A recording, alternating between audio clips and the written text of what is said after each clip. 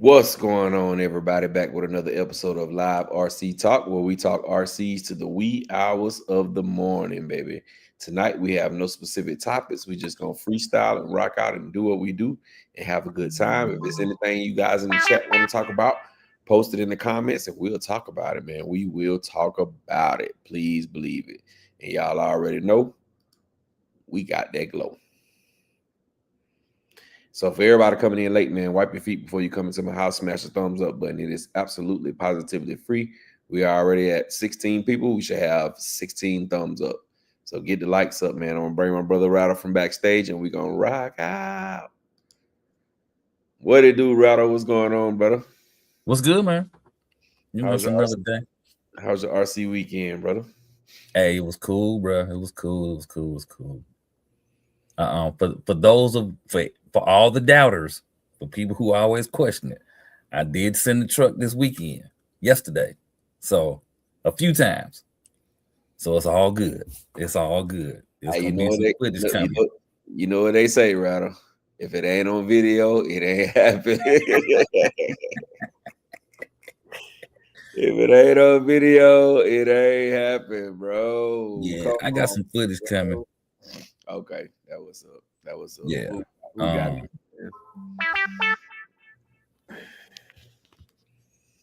Let's just see the messages.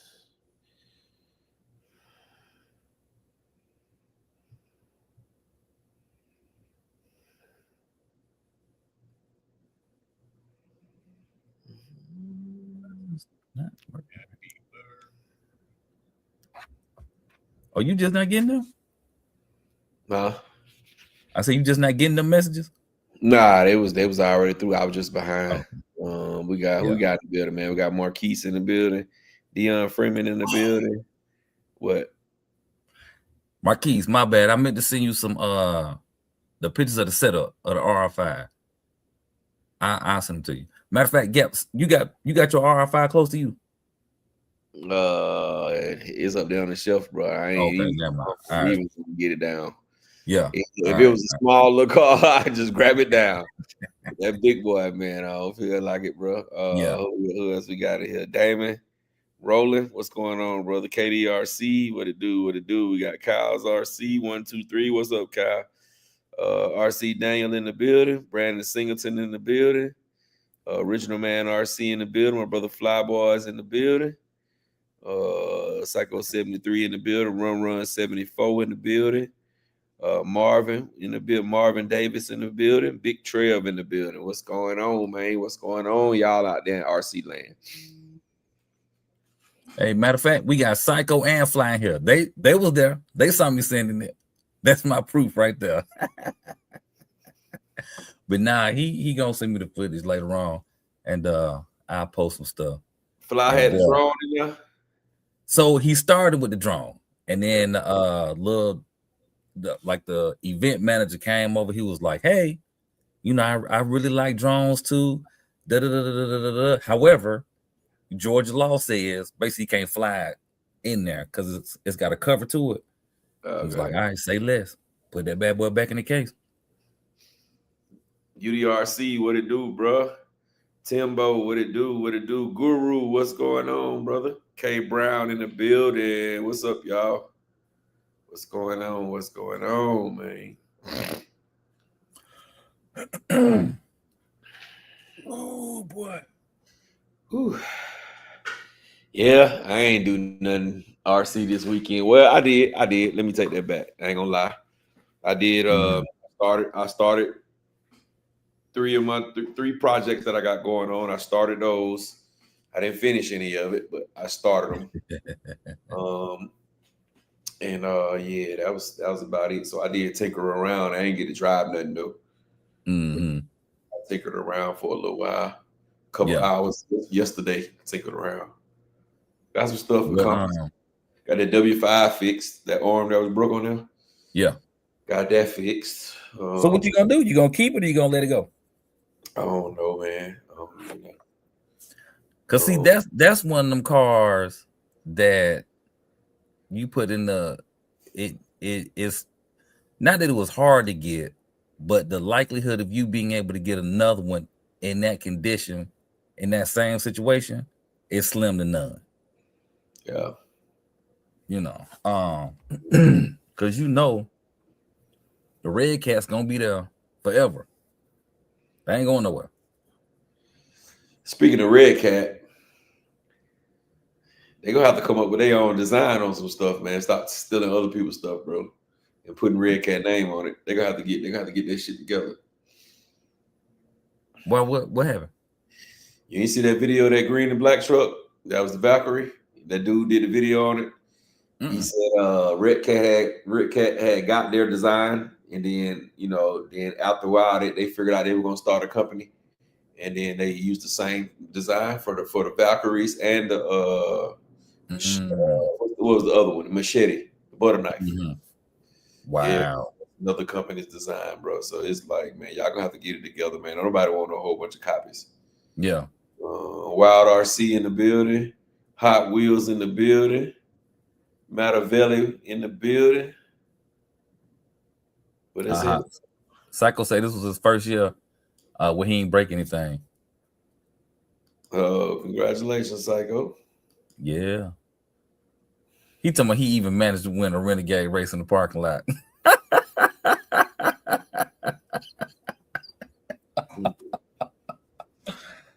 Ooh, I ain't gonna say nothing about that. I ain't gonna say nothing.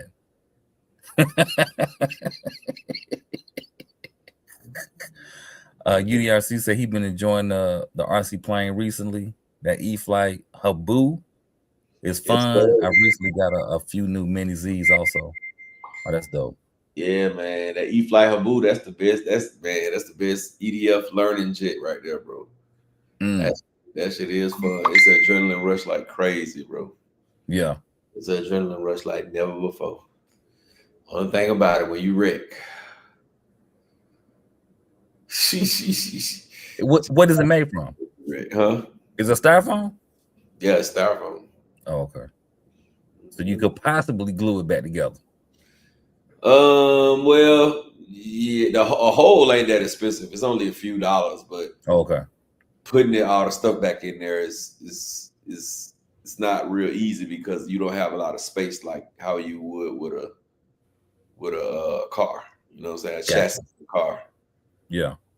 But yeah, you can get the whole thing for next to nothing, $30, $40, $50.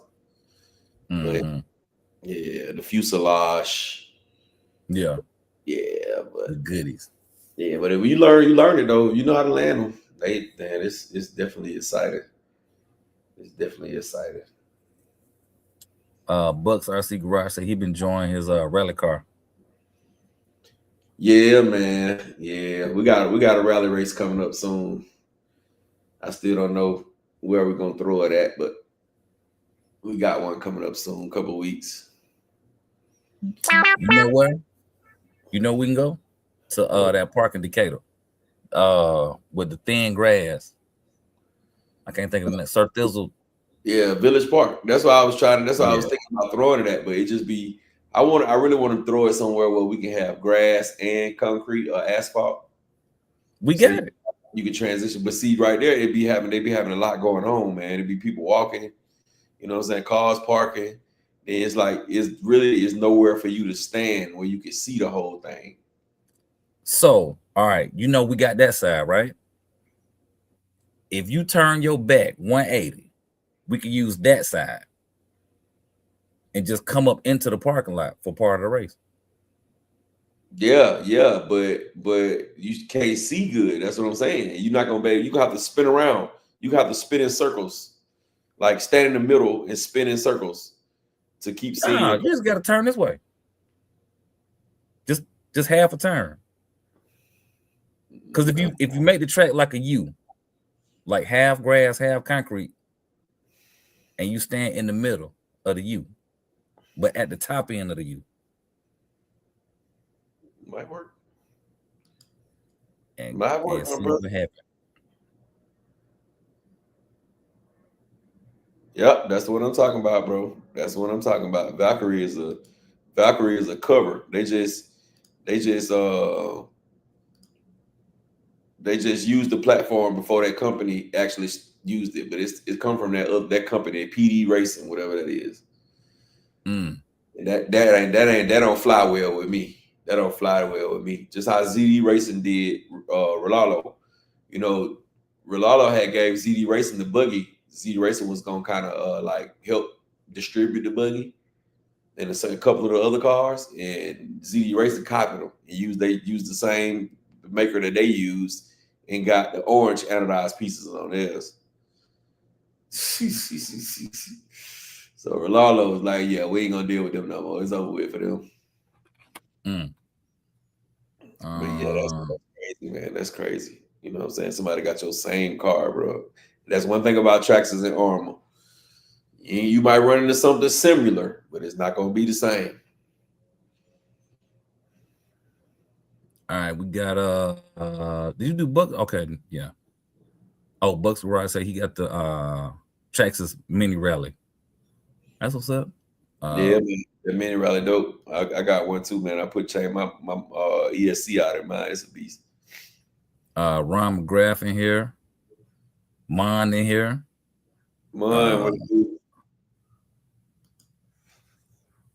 ATL. Oh, ATL Splat Wars. That's LP. LP was cracking. LP's Big. Okay, you already got Big Trail. Mattavelli talking to you, Gabby, saying knowing what you know in your history of various RC vehicles and all the game you soaked up over the years, what will be your first 7 scale for some semi-serious backyard action? A Mojave. Mojave. Because what I've learned out of all of them, the Mojave is the most durable. The Mojave is the most durable. Now it rolls over a little bit more. As far as drivability, I think the fire team drives the best. But as far as durability wise, and just something you can just get out there and smash it and it's gonna do fine. I would say the Mojave, man. Mojave 6S. Hey, Marquis said he broke his Vesla again today. Boy, jeez. I done broke my Vesla twice, man. That's why I be reluctant to take it out, bro. I done broke my Vesla twice. Same arm. One time my cartwheel, the first time it broke, I ran into a fire team. It broke. The fire team didn't even break. It broke the arm. And then the next time I took it out, I cartwheeled and it broke an arm. Same exact arm. So yeah, that Vesla ain't. I don't know how the hell Thunder RC when he first got his, he was doing all them sending backflips and all that shit. Cause I ain't doing that with mine. Cause mine done broke twice already. Boy, you know it's got me really rethinking. Huh? I said it's got me rethinking. I ain't drove before, and I done broke it twice. Twice out of 4 runs. Yeah, but it does drive good, man. It's a good driving 2-wheel drive car, bro. It drives really, really well. I'm having durability issues with mine. Right. Buck said he found his on Facebook Market. That's an LP. Mattavelli said thanks. Oh, Fly said he sent me the videos.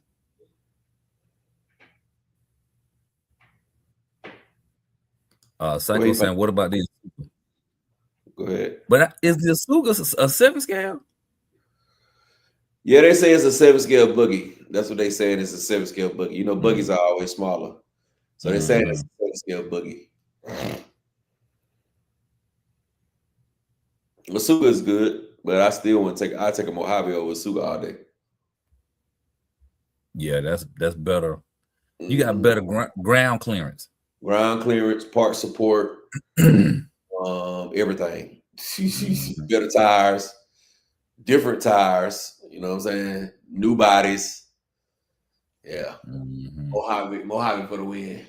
Mojave for the Fly win. Boys, I appreciate that. Yeah, thank you, sir. Marquis said he got 2 runs in and 2 breaks on his. Damn. Sheesh. Yeah, y'all got me rethinking that bad boy. Good grief. And so you don't see that many new videos of it. Because a lot of people don't have it, right? A lot of people don't have that Vesla, man. That new one. A lot of people got the old one. That new one, a lot of people don't have it, bro. A lot of people don't have it. A lot of people don't have it at all. That's why you don't see them. That's why you don't see that many videos. Man, it's like they old. It's like I'm tired of looking at y'all. Like the dude who got one with the on, I guess, that little dirt hill mountain. I don't know what it's called, but he drove like an hour and something to get there. Yeah, that one that he in the desert. Mm-hmm. I'm like, oh, I'm tired of seeing that. Like, let me see something else. Let's see something else. Man. But yeah.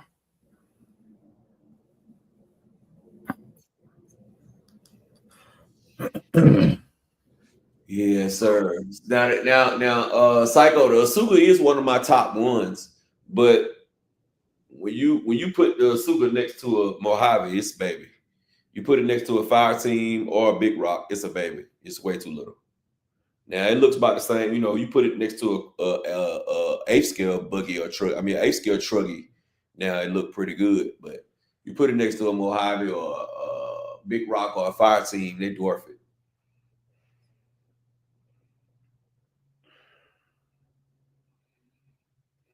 Hey, Aaron, yes, we're gonna talk about it. We definitely gonna talk about it. The 3S infraction. Oh yeah, Rattle was the only one caught the damn video. Wow. Rattle caught that video, bro. Hell, we can talk about it now. Shit, we ain't gotta wait. Well, I like it. It's I like it, but I like street cars. You know what I'm saying? And I'm seriously thinking about getting 2 of them and then taking my Vendetta body off my Vendetta and putting it on one of them and get rid of them old cars. But I like it. I like it too. Am I gonna buy it? It just gotta be. It gotta be one of them times. I ain't got nothing else to buy, and I go into the hobby shop and I got a pocket full of money, and that's all that's in there. I get it in, but like, is it something I'm checking for? Like, hell yeah, I can't wait till they drop it. I can't wait till they drop it. Nah. Oh yeah, nah, definitely ain't that. And it also depends on how much it costs. If they talking about 5 and some change, y'all gonna sit down with that. What was the old? 400. For what? For $399. Mm-hmm. Probably gonna be $429. I'm all right with that. 450, $449. Somewhere But around it like when I get done paying for the car and tax, I don't want to feel like I should have bought a bigger car. I don't want that issue. You're gonna definitely feel that because you're gonna be after taxes. You're gonna be about $500. See, yeah, we're not gonna do that. If it's $429, then it's a go. But if it's on some old $479, nah, I'm good. I'm straight. Hey, UDRC, yeah, they done came out with the video. The video out. Well, it ain't really out. Rattle the only one goddamn caught the damn shit. J Mitch was cracking. You saw I put the actual thing in the chat, right? Yeah. Okay, yeah. Because they just changed it to private. So when they release it or re-update it, then we'll be back in the mix. What's going on, fellows? What's good, man? It ain't nothing. Just chilling. Hey, J Mitch, remember I was asking you the other day about the Tesla? Mm-hmm. Yeah, they scrapped that. For real? They scrapped that. They scrapped the whole idea. When they start really looking at them numbers for real, like the deep dive into it, they ain't ready. They're not ready. Dang. Yeah. Dang, I thought we was gonna have another Tesla. It's all good. It's all good. It's definitely worth it though. Yeah.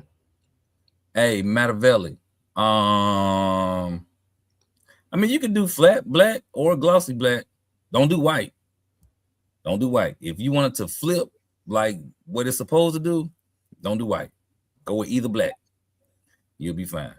Don't do the white. If you do white, it's going to look like it's gray. the paint jobs from like them Cadillacs back in the 90s, like the North Star Cadillac. Damn. It's gonna have that effect to it. Like all the flakes, like a whole bunch of glitter in it. And it's gonna be white. Yeah, but like a pearl white. I'm gonna tell you too, on that color change, if you go too heavy on the color change, it's not gonna flip that good. You gotta be like spot on with the color change paint. Because if you don't go enough, it's not gonna flip. And if you oversaturate it, it's not gonna flip either. So you gotta be like real, keep looking, spray a coat, and then look. Make sure it don't look too gray. If it start looking like it's too cloudy, and you spray that black on there, it ain't gonna flip good.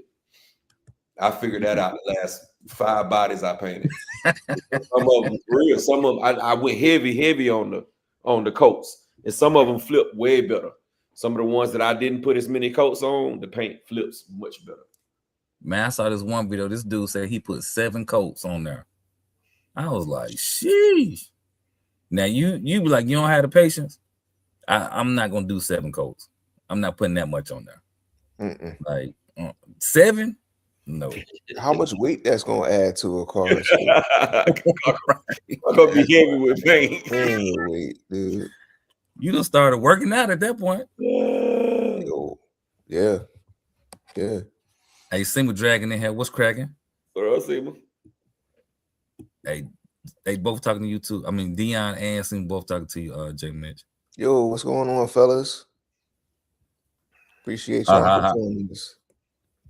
Aaron said, Gep, you look tired. Talking about sipping on some lean without the lean. Boy, it's been a long weekend for me, bro. Long weekend. I started early Friday. Started drinking since Friday? Oh, nah, hell no. hey, what? I'm just asking, bro. Nah, bro. I can't even drink like that, but I'd be so behind. Nah, we had a horrible day at work, and it bled over into the weekend, bro. So yeah, I've been popping up having to go check on the manhole, making sure it ain't damn overflowing. So yeah, I just been really eventful this weekend. Ira Hill in the building. What's up, Ira? What's up, Ira? Tig Weldon in here. Tig, what's cracking? Big Tig, what up? Jamie, did you see the video Rattle stole from Armour? Yeah. What's your thoughts? Yeah. Hold up. Are you talking about the Red Cat John or the other one? That too. Give me your thoughts on that first. I saw the Red Cat John. I'm not surprised. That company originally made the Red Cats, right? That's what dude was saying. Did it make you feel away though? I ain't watched the whole thing. I only watched like the first 5 minutes, if that. Wow, what was y'all takeaway from it? It kind of made me feel away, especially when Buddy broke it down and he was like, Red Cat got the design from them first, and then they decided to come out with the car. I just feel like that's not real ingenuity. Like, you didn't do anything. All you doing is just changing bodies and tires and putting your name on it. I was gonna say, but you know, the DBXLE was one of those too, right? That they bought. Losi got that design from what's the name of that company? The company that used to sell stuff on DDM. What's the name of that company? They had the same car looked kind of like a DBXLE. That same car that DDM had, that was where Losi licensed the DBXLE from. But I mean, I get it. I think Vector too, dude. I think Vector, there's a company on Temu or on AliExpress. Vector did the same thing with their 5B design. They took that design, they licensed that design from another company too. It's common. It is common that companies do that. But I just look at, man, what I look at is when you coming up and you start doing better and you start getting good and people start rocking with you, it's time for you to create your own stuff. You see what I'm saying? Like, we just gave Red Cat 2020, was 2025 or 2024 company of the year. We gave them company of the year 2024 because of some of these cars.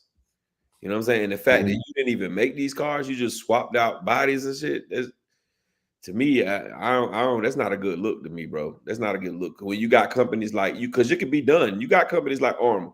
Armour might got 1 or 2 cars that's been copied. You know what I'm saying? But majority of their stuff is gonna be Armour. Traxxas, majority of their stuff is gonna be Traxxas. Like you said, Losi copied the DBXLE, but look at all the stuff that they didn't copy. Wait, though, you can even go deeper. I don't mean to come at Hobbywing, but Hobbywing licensed their stuff from ZTW. All of it. Still to this day. Shout out to Mr. Wing. All these companies, all I'm saying is all these companies license their technology from other players. Like what was that car? I had back in the day, I had a 98 Honda Accord, right? But if you ever had to open up like the instrument panel, you'll start seeing Ford parts inside the Honda Accord. Like these companies be doing they all business connected with each other. Yeah, they all license different parts and they all do business with each other, like for certain things. You know what I mean? So I wouldn't hold that against any company. I think it happens. Yeah, for sure. I think it happens. But I mean, they could license from other companies, but it's still marketing behind that. You still got to push that product. You know what I mean? And I ain't mad at it, Gat. I just see to me, I just see all I can see now is copycat. That's all I can see. When Buddy showed the machete, which I already knew the machete was a copy. I already knew that because right after the machete dropped, that company put theirs out. And I think his name was what's his name? Tom Lee. Yeah, Tommy RC. He did it right after the machete came out. So I knew that one was a copy. You know what I'm saying? It's like at some point, come on, Red Cat. Come on, bro. Y'all Red Cat, bro. Make y'all own shit, bro. I mean, so in you saying that, then how do we like the lowriders? Because the lowriders didn't come from Red Cat. Yeah, but the lowriders is not what put Red Cat back on the top. What you think put him on the top? The freaking what's the big truck? The Vigilante. The machete, the Valkyries. That's what put Red Cat back. It wasn't in those crawlers, those mini 18s and mini 24s. It wasn't the hydraulic car to put them back on the map. No, man. Most people weren't even interested in the hydraulic car. No, most of us who in the bashing went into them hydraulic cars, but it's a whole nother space. It's a whole nother space for that. Like I got what you're saying, bro, but that ain't what put them. That the hydraulic car ain't what make us pick them as 2024 RC Company of the Year. It was a combination of things. The Vigilante, but that's because we like to bash. We're bashers. We run that space, right? We that's our lane. But when it comes to Red Cat, them hydraulic cars. Because think about it. Why you think they came out with so many versions of the car? They only came out with one Vigilante. One version, two. They came out with the remix on the Gearing. What's good, man? What's that? But they done came out with the 64, the 63, the 65, the Caprice, the truck, the tow truck, and they coming out with the dance bed. That's saved them. I'm saying, Gap, like, are you trying to rescind the Red Cat Company of the Year trophy from the previous years? Are you that type of time? I'm really that type of time, bro. Can't do it. Nah, I can't. When you go back, like one truck in those crawlers. Now the crawlers was good. All of the Fusion, that was awesome. The little Ascent, that was awesome. The little bitty ass mini micro Ascent, that was hard too. You know what I'm saying? But that shit that kind of rubs me the wrong way, bro. I'm just gonna be honest, bro. That rubs me the wrong way, bro. Look, because especially if you can get this PD racing for even cheaper than the other ones, man, that rubs me the wrong way, bro. I feel like you're not original, bro. You're not original. So you got to be able to do something. You got to be able to differentiate yours from theirs in some way other than just a body. I got one more example for you guys. let me say it like this. So, Gap, let's say you make some really good donuts from your area. Dunkin' Donuts comes and purchases your store or purchases the licensing for your store. Mm-hmm. Now they blow up your recipe. It's Dunkin' Donuts recipe now. They own that. Mm-hmm. Should they not? Does everybody need to know it came from you, or they paid to own your business? They own you, so now you are part of them. You can't take that away. You can't tell Dunkin' Donuts y'all fake now because you bought Gap's famous donuts. Like we all Dunkin' Donuts now, dude. Yeah, but that's if you bought me out. Because if you bought me out, or licensed you out, they paid. Even if they paid that. Yeah, they licensed me out. I won't be able to go back and make my own. Because then I'm gonna get in trouble because they didn't bought me out now. So now I can't supposed to. I can't make that. But I can't. But legally, I can't make that anymore. You see what I'm saying? So Red Cat basically borrowed the platform from them. They borrowed it. They didn't buy anything. They borrowed that motherfucker, put their own body and wheels on there, put it out, and then right after, now this company coming out with the same stuff. I just don't like that, bro. I mean, it's just what it is. I can't. Well, it ain't none of our business how they conduct business. All I know is Red Cat really influenced the industry or whoever they licensed it from. Like they contributed to the RC community that year. They were one of the biggest, had some of the best releases that really propelled the hobby that year. You can't take that away. Depending on, it doesn't matter who they bought it from, because PD Racing, if they would have released that, nobody wouldn't have bought no shit called PD Racing. People barely wanted to buy a Red Cat. And not only that, the Vigilante is the one that got the attention with that split chassis. But I think that's the one that got the vote to be the company of the year. Was because of the whole performance for that year. Like they did their thing that year. I think the Vigilante was the biggest release of that year. And I feel duped. No, I feel duped because that's like getting mad. Shit, man. All right, that's like getting mad. It's the way I feel. It's just what it is. Yeah. So but I'm just saying that I feel duped, bro. Now the Vigilante is a beast. I love the Vigilante. That's my joint. As y'all. So let me ask you this. That Valkyrie now, that shit ain't nothing. It's trash. Let me ask you this: if you saw it from who said the guy, what's the name of the company that said they did it first? PD Race. All right. So if you saw this PD Racing car, Carbon Copy RC on Amazon, right? Would you have ordered it? No. So okay. So what made you get the Red Cat? Because I thought this was a new platform and it was dope. It was nice. I liked it. I ain't gonna see and say it was a bad car. I didn't say that. I like the car, bro. I like the car. But I don't like the fact that it's a carbon copy of another car. I don't like that. And technically, it was new. It was new to you. It was new to all of us. I never said it was new. I said that's what I said. My thing is, if PD Racing came out first, if the PD Racing was sold first and then Red Cat came out with it, then I might feel a little bit different. But we ain't never heard nothing about no PD Racing until now. But ain't nobody else buying Valkyries. Huh?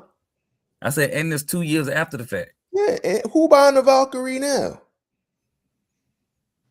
Nobody. So all right, we might as well go ahead and PD, we might as well P Diddy this or J Diddy this, however you want to say it. We might as well get the money. All right. And here's another example too. Y'all heard a couple months ago that Sony sold their home theater television, that whole part of their business, to TCL. So when you start seeing TCL parts of Sony, right? TCL owns that part of Sony's business now. Are you going to say TCL is a carbon copy of Sony, even though they paid for it? It's public knowledge. No, because we all know all of them is a carbon copy of a Samsung. So Nah, TCL is a full net. TCL make their own panels. They don't get nothing from Samsung. If you really go deep, TCL is a thorough company. If it get wet, it's gonna be wet. But it's like people buy and consume and license from each other all the time. Point blank, period. Only person who ain't gonna copy something is Traxxas, and that's part of the reason why their stuff costs so much money.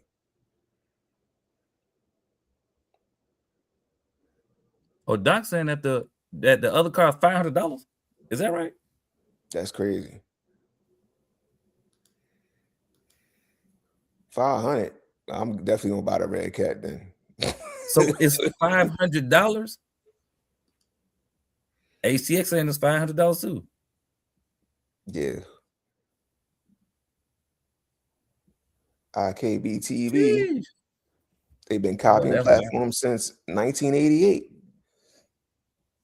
Like, what's happening? Go easy on Red Cat. Third version. Come on, Gat. Forgive Red Cat. I can't unsee you don't hold it against them.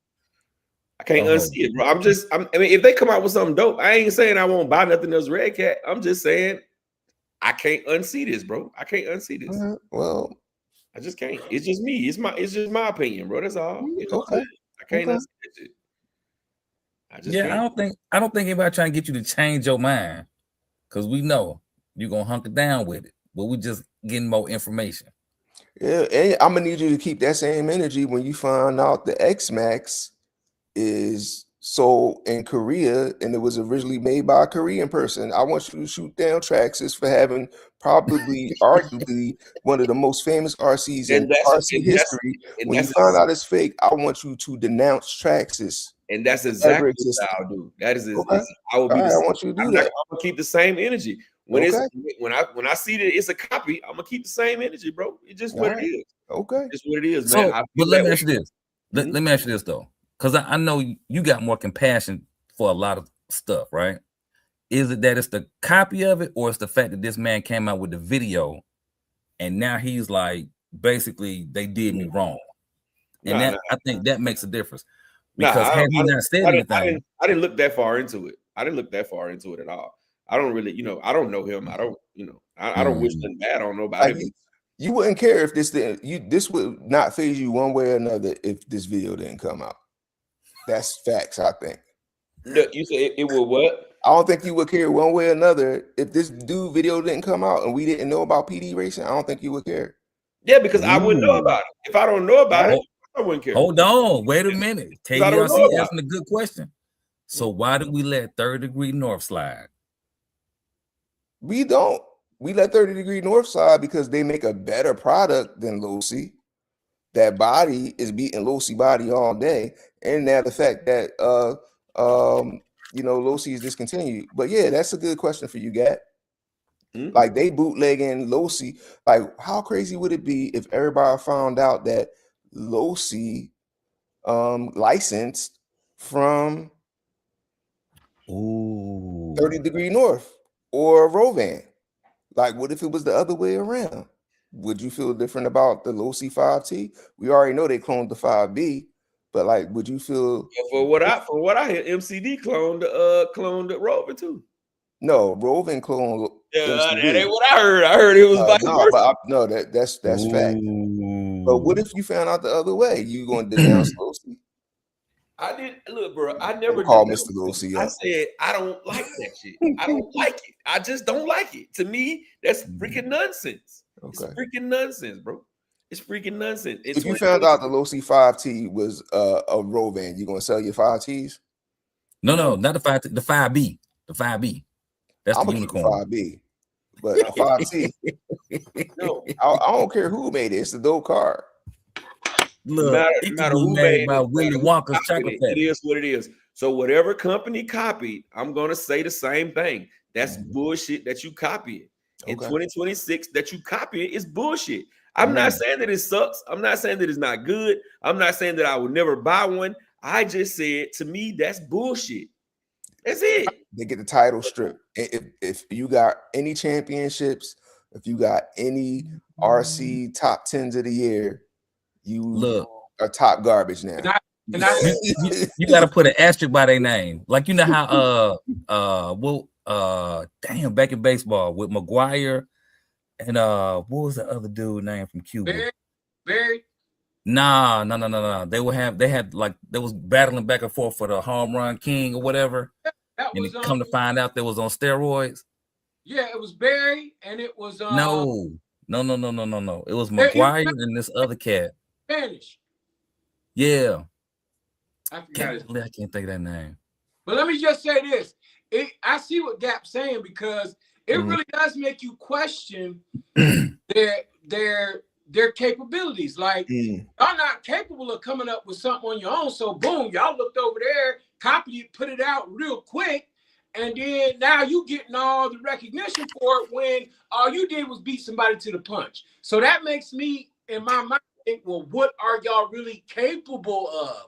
Y'all not really genuine in your research. You're not researching, but you're not researching to make your company better. You're researching so that you can beat somebody else out and steal their glory. So, you know, if you really look at it, and you're not the builder. You're not the builder. All right, but I agree. You're not the originator, but the originator don't have the ability to sell on a worldwide scale. So it's a partnership. So you got to question why they would sell a licensing to do the product, and you got to question, you know, how we know they ain't come to Red Cat and say, hey, we're gonna do this. We're gonna license to y'all. Y'all can sell it all around the world and send us our cut. Who's benefiting? Both of them benefit. I've known that the machete was sold in different names. Yeah, we seen that all over the world. But I already knew that Red Cat was a copycat. Yeah. I mean, if you look at their cars, what's that Magic? Is it the Magic or Team Magic? Magic. Team Magic is part of their conglomerate. Yeah. Yeah, but Team Magic was based somewhere else. I mean, if we look at it, there are many cars that mimic or copy each other. It's just that when you don't know and then they bring it to your attention, it does make you question their originality. Like, did they come up with that or did they steal that? You see what I'm saying? So it leaves a distasteful taste in your mouth when you think about it. It's like, dang, man, I thought that they was this and then I thought that they was that. When I think of Red Cat, there's only one thing I think about with Red Cat. Crawlers. I know that they are trying to be original as they can, other than Traxxas, with, you know, the licensing and trying to make the car look. But other than that, I don't look to Red Cat for nothing. I don't look for them to bring out a street car that's going to do 120. I don't look for them to bring out some big banger. I just look at Red Cat to survive in this industry, because they really don't do their own stuff. Yeah, but they don't produce like everybody else does. They don't come out. They ain't throwing nothing out every Thursday. They throwing something out once or twice a year. Wait, they was throwing out some regular bangers that one year. 24. They was throwing out some bangers. They said this gonna be our year. That's when they had their little live channel. They was posting up a video every week, and they was doing a great job. That's what I'm saying. It goes more than like they did what they had to do in 24. I don't care who made it, but like you just said, I think though, for me, it's like, okay, what are my expectations of any RC? Yeah, it don't matter who make it. Like, it don't matter what the size or whatever the case. What are my expectations of this car?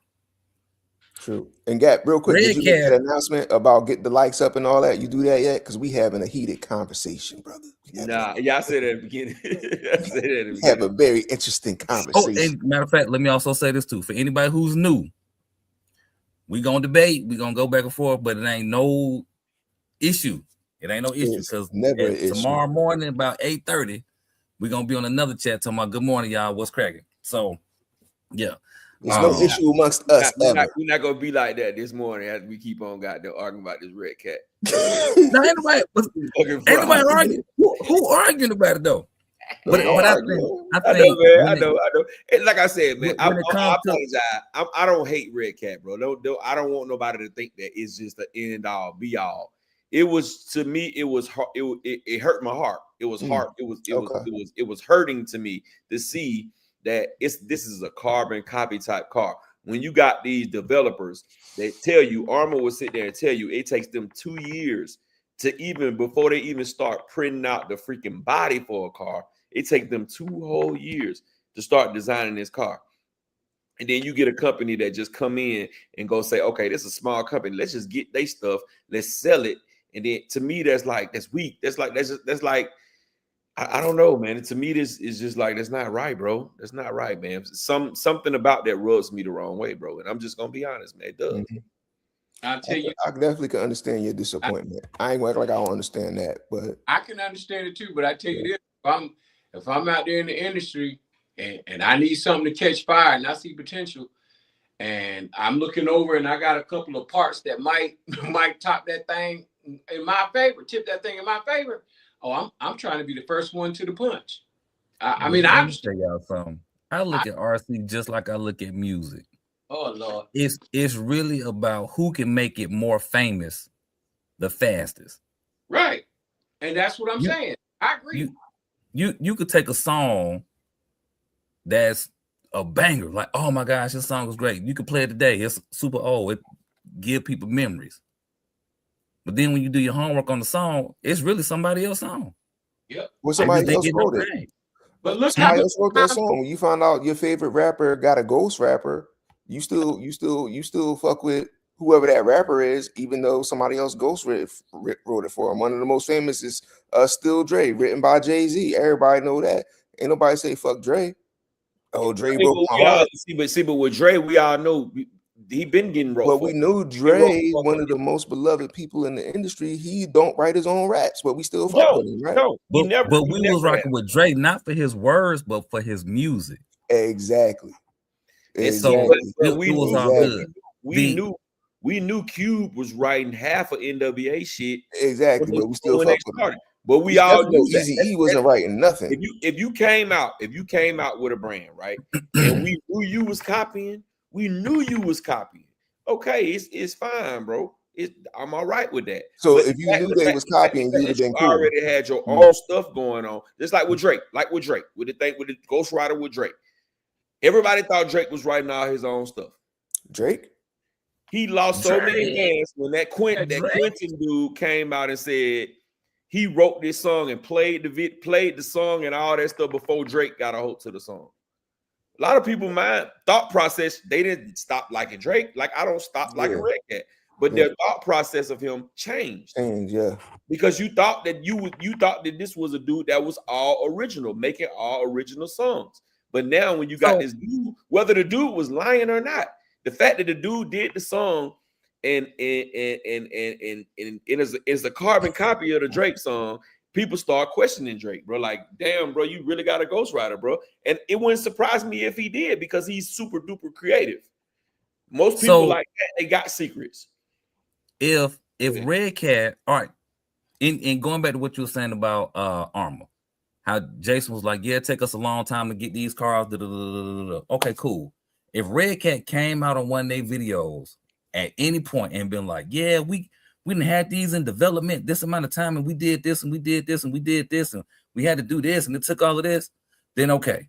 Because now you're painting a picture of something that's not real. Oh yeah, you lying. You lying. Right. Capping like a mug. and then it comes out with now, Playboy, we had this car from however long and y'all copied it point blank. Then I would be like, yeah, boy, Red Cat, y'all Grammy for that one. But the fact that all these, like, honestly, we don't really know what agreement Red Cat and PD Racing done had over the years. Excuse me. We know what he's saying right now, but we don't know what was said in that back room when they had that conversation. Look, man, go ahead and y'all do what y'all do, and because I need a couple extra dollars right now. It's just like, you pay an artist today, you front them. Matter of fact, you ain't even paying them. You just front them $50,000 to get this music out. You blow the music up. The artist still only got their $50,000 that you're gonna recoup back from them in 6 months. It's all a game. I look at it. It's all a game. Business. It's all capitalism. Yeah. speaking business, it makes sense. It makes perfect sense business. You know what I'm saying? But all I'm saying is it kind of got me. It kind of got to me, bro. You know what I'm saying? It kind of made me change. You know what I'm saying? Like shit. When next car they come out, I'm just gonna wait to try to see if the other company gonna come out with it. But in thinking about that, okay, let's look at the what's that big truck? The Vigilante. Now somebody comes out with the Vigilante and was like, oh no, we had this first. This was called the vitamin water. We done had this truck 5 years ago. They copied our idea. Then it's like, okay, now Red Cat, y'all doing too much. Mm. What'd you say, champion? I said I need you to be more creative there. You talking about vitamin water? Who would have called vitamin water? I'm just saying. You know, they come out with all these weird names. Like, where is this from? If they name a car vitamin water, it's not going to be on my shelf. Look, Coke gonna be mad with them. That's gonna get put to sleep. But let me catch up on some of these comments. Red 1712 says there isn't anything new under the sun. Rattle glasses and then J Mitch glasses. Different twists. So the first shoe made, every shoe after that is a copy. He got the little thinking face. All right, KDRC asked that. Cycle says, did you know that Apple has never invented anything? All their products are something they saw somewhere else and improved it. Dion says 30 degree north, 5T is more durable than the Losi 5T. Doc says the Red Cat is version 1.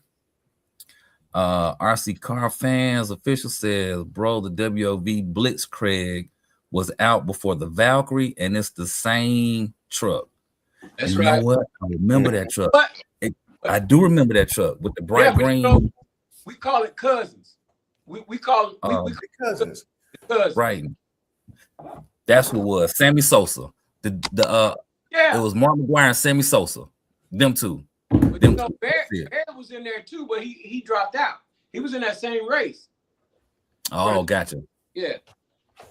All right. Timbo said Jose Canseco. KDRC, he's saying Barry Bonds too. IKB TV says Red Cat didn't create the lowrider. Yes, that's correct. The Red Cat did not. They got the idea from Jeffries, or they took the design, or they worked something out with Jeffries. That's why the ice cream truck is in the position that it's in. Like, I think it's like they only made so many of them because of the licensing. They didn't come to whatever agreement with the licensing or something to that effect. RC Car Fans are saying you like a Lalo until the Omni Terminator came out, and then you find it was WL Toys with some extra doodads. Mm-hmm. Yep. Dion Freeman said we need 10 more thumbs up. IKB TV says, well, I'm way behind these comments. Good grief. KDRC is asking, is a Smithmaster worth getting? I think so, yes. Yeah. Yes, I think it's worth getting. You just have to understand that it's going to take a while for your parts to come if you break something. And you got to understand, you got to buy the full RTR one to avoid the $500 shipping charge. Yes. You definitely got to buy the ready to run. To avoid, if you just try to buy the roll, I think the roll is like $400 something, but then you're gonna pay an arm and a leg for shipping. So go ahead and buy the car running. You're good to go. I think I ordered the car like on a Thursday or maybe a Sunday. It didn't take long for the car to come. Like, it was there within 5 days or so. Mm-hmm. But parts, it took about 2.5-3 weeks for my parts to come. So going to it, keeping that in mind. The Smithmaster. But yeah, it's worth getting. It's definitely worth getting. And also understand too, if you're looking for perfection in the paint jobs, I believe that somebody hand painted the bodies, because you can see imperfections in it versus just running through a print and calling it a day like a lot of these other companies do. What's that, Smithmaster? Yeah, that's because they be in a sweatshop. They got them little 3-year-olds painting bodies. With no mask on. Hold on, let me get the rest of these. Hold on. Jerry's Lowriders put an old company, Red Cat, back on the map. Matthew is saying sometimes you have to Frankenstein a car to get the greatest performance. True. KDRC jokes. Doc is saying the new bit crawler is a copy too. Red Cat crawler is the Red Cat's bit crawler is a copy. Oh wow. And then Woo Diddy saying 30 degrees north. Toe and steering links are aluminum foil. Oh wow. Losi stock parts are an upgrade. All right. Back to you, Gap. This was the worst body I've ever had. Damn. Look at it, bro. That shit flimsy as hell. Now look What at body it. is that? This is the Rolalo, the S10. This the mock-up. Remember before I did the black one? Look at it, bro. It's chipping. That's the stock paint? Yeah, the stock paint, bro. Stock paint. Chipping everywhere, bro. Chipping all over, bro. That was one reason why I went on here. I said, man, I gotta get a body, bro. I can't rock like that, bro. Paint chipping. Let that be your race body. Then the body wasn't even cheap. The body was $71 for a Rolalo body, bro. Throw some black paint over that thing and ride out. Oh, I already done took care of it, bro. My Rolalo look good now. You see that, their body's got all that stuff in it, lights and all that stuff. All that stuff is out of there. Mm. Yes, sir.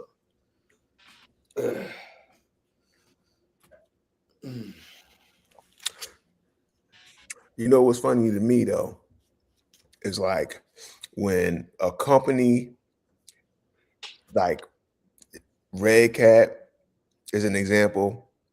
When you got a product that blows up, then all of a sudden the originator want to come out in the background, and make themselves bigger. Same thing with Rolalo. Rolalo, with the other small RCs, like Rolalo was a little quiet. But first, it was all the little other minis that was really on the low. The other minis, they had a big name. People was buying the LCs and all that shit. And then here come Rolalo. Now we know who Rolalo is. Same thing with the ESCs with ZTW. The Hobby Wing doing their thing. Oh, we gotta let y'all know it's this. You know what I mean? Like all these companies is funny like that. And it seemed like it's with these overseas companies, like from over there, that had that kind of motion. They kind of do that shit. Like it's funny. It just shows you more and more like how they play. You know what I mean? They all like working together. I don't even think they consider it stealing. It might just be one conglomerate. You know what I mean? That's making everything, and they bootlegging themselves because it really only cost them like 5 cents to make it. You know what I mean? Yeah. And that somebody said that in the chat. They said Rolalo, it was WL Toys. Mm-hmm. I was copying WL Toys cars at first. Exactly. It's just like cell phones. But They all the same. Racing got over on Rolalo too. Z Racing got over on Rolalo the same way. They got about 3 or 4 cars that's just like Rolalo cars. Mm-hmm. Jamie's about to be mad. Hold on, I see that. I'm not even acknowledge that IKB TV. That's disrespectful. I feel like you in cahoots with Mr. Wing. That's all I'm gonna say about that. That's some BS. Hot Wheels says them rebranding everything made me step away from the hobby for a while. It's almost like hobby going downhill. IKB TV says Castle copied the XLX 2 from Forest Fires.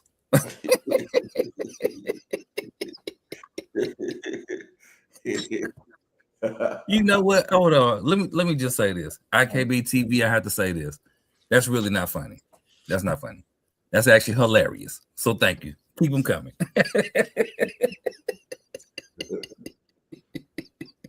Oh man. I wish I had my torch in here. RC Car saying the thing you have to understand about China is that they are all the same company. They have one CEO named Great Leader, and the brand is made in China. Brands and Western concept. Yep, that's real. Made in Korea. Because they don't have no copyright law over there. Made in Indonesia. Absolutely no copyright law. Made in they make the stickers that say "Made in the USA." Dang. That's the crazy part. So, Champion, you wouldn't know when we asked this question. You saw the video, the 3S infraction, right? No. Oh, well, yeah, they coming out with a 3S infraction. Well, a 223. About it, but I didn't want to see it. I closed my eyes and I'm trying to close my ears right now. And I'm saying, no. I'm not ready. So if they had a clipless body for it, you'll be game. You'll be game for it. If they had a clipless body. At this point, damn the clipless body. Damn the whole car. Damn my mindset. Hey, yeah, mine asking you, did the chipping come from test runs? He said he lucky got to pay the $71. Yeah, it was. I ran it one. No, I actually, when I pulled it out the box, I told Rattle about it. When I pulled it out the box, I did the unboxing video on it. I saw it. I'm like, man, why is this paint bubbling like this?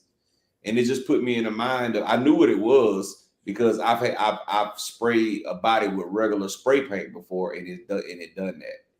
You know what I'm saying? So I already knew what it was, but as soon as I pulled it out of the box and did the unboxing, I said, oh, this ain't gonna last. I ran it the first time, a little bit came off, and then one time I like had somebody like bump me in the back, and it just all the stuff came off. I was like, man, this is ridiculous, bro. I couldn't believe it because all my other Rolalos, I never had that issue. I was gonna say, is it too well? You didn't try to hit them up when you first saw it out of the box to replace the body for you? Nah, I didn't. I didn't because you know what I'm saying. You know, well, I ain't gonna say that, but I didn't. I wouldn't because I knew eventually I was gonna change it anyway because they only made the car in one color. You know what I'm saying? So that means everybody who got the car got the same exact color. You know what I'm saying? And, you know, I got mine in. I was just like, I had already had, like I said in my mind, that I knew I was gonna swap the body out. So I wasn't tripping when the paint was, but I was shocked. I definitely was shocked.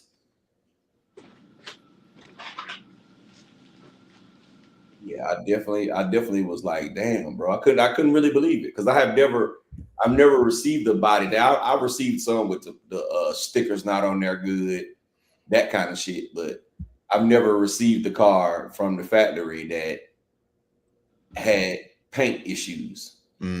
Because you know most of the stuff we run, like y'all say, like Armors and all that stuff would be it's like printed. Or computered on there. You know what I'm saying? So you won't have those kind of issues. This was real paint, and buddy, I couldn't believe that. I couldn't believe that shit at all. Hey, KDRC, listen. I saw the one you looking at. I didn't get that version. I got the regular version. So, but it's got good upgrades on there. You probably don't need no extra parts. But yeah, Smith, you'll be good to go. You'll be good to go.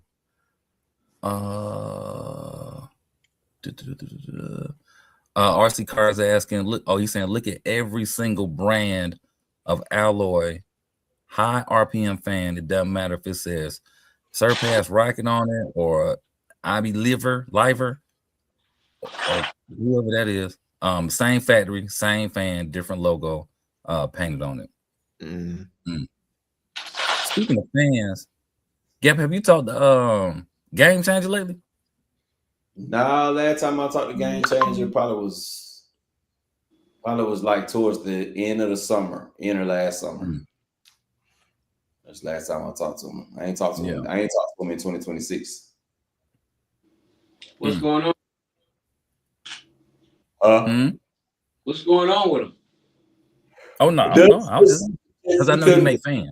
Yeah, he said he just you know, just been, he say he's still doing fans. He say he still sell them. You know what I'm saying? He say business ain't nobody really been buying them. He said because you know everybody start doing them. So you know it's easy for people to get their hands on them now. You know what I'm saying? So business ain't the same. But if I ever go get some more fans, I'm gonna hit him back up.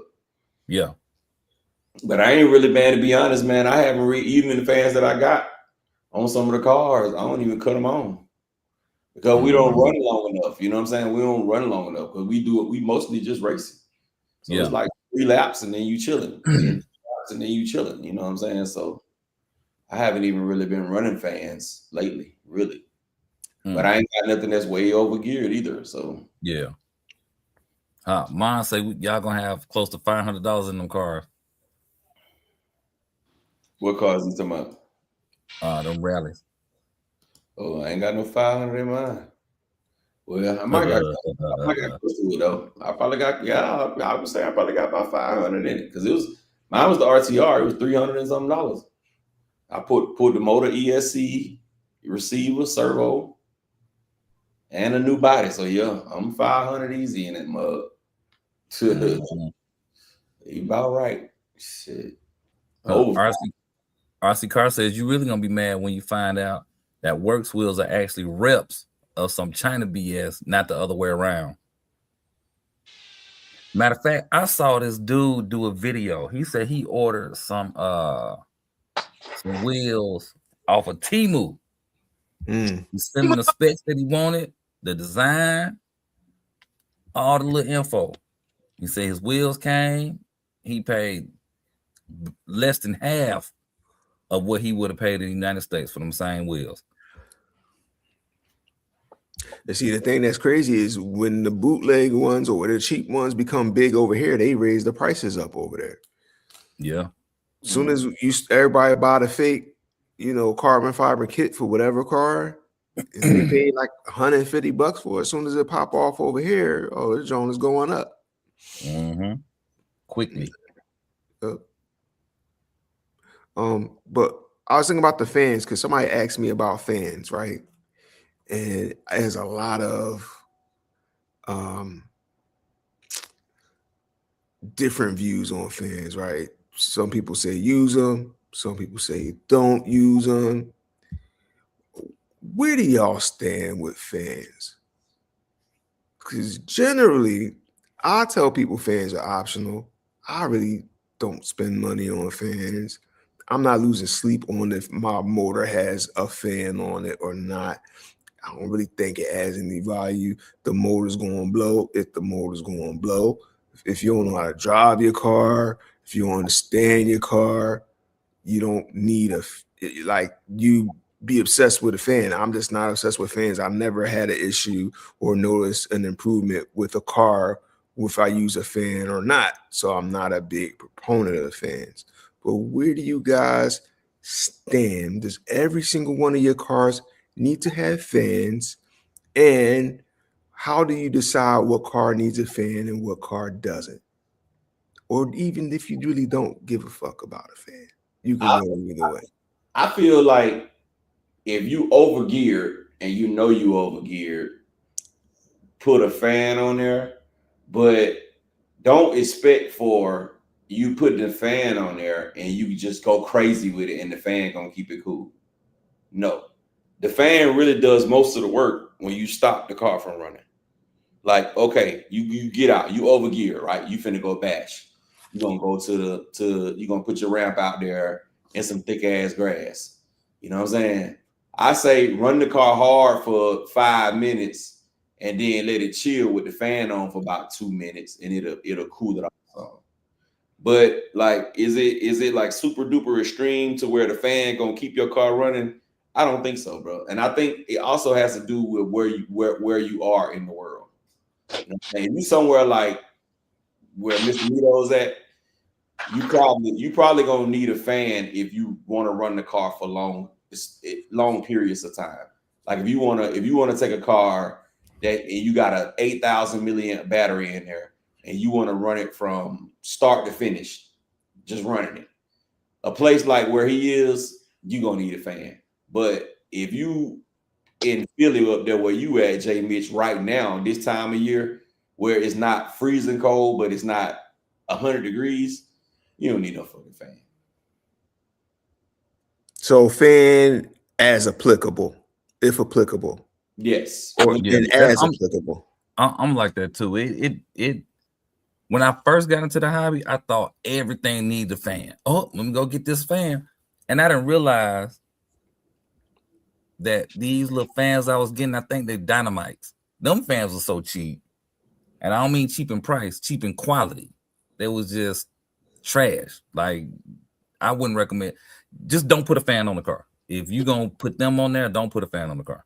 But I think it depends on how you running it, how long you plan on running it. Like Gap said, the conditions that you run it in, if it's 95 degrees outside versus 70 degrees, you know, fans have a different impact. You don't need a fan at 70 degrees if you decent, you know. So like you said, J Mitch, if it's applied or if it needs to be applied, then yeah, but under normal running, not so much.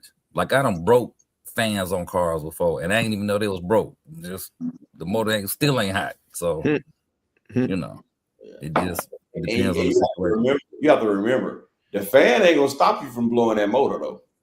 I don't give a damn what kind of fan you put on them. You still get that motor too hot too fast and blow the motor. Yeah, without a fan. Well, you know what I'm saying. So it's like the fan will help if you driving with some sense. If you out there just going crazy, that fan ain't gonna stop that motor from popping. It's that Kevlar wrap on the inside. It get too hot, it explode. So you know what I mean. You gotta get out of that Kevlar and get into that stainless steel. You get that stainless steel rotor, then you good. Champ, where you stand on fans? I don't need them. Okay. I'm pretty much like Gap, because I mean, if I'm drag racing, I definitely don't need them.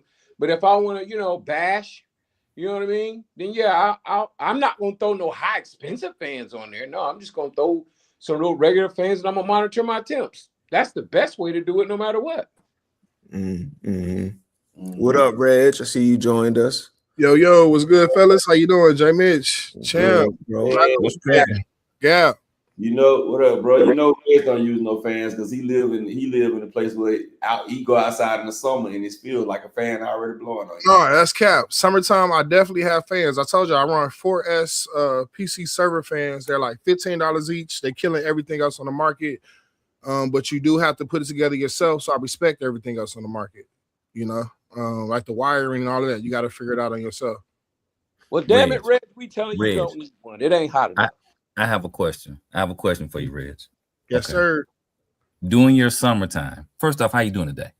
Man, he about to start with the shit, Reg. Don't fall for it, bro. You know what? Okay, somebody stop. From a little bit of food poisoning. I'm put that out there. Oh man, I'm sorry to hear that. Oh, yeah, I'm sorry to hear that, bro. Yeah, fun though. I'm feeling a little better, so I had to. Oh, that's good. All right, that's good. I want to ask that first. Now, you say you use fans in the summertime. Yes. Okay. But it don't get no more than like 50 degrees in y'all summer. Why do you need a fan at 50 degrees?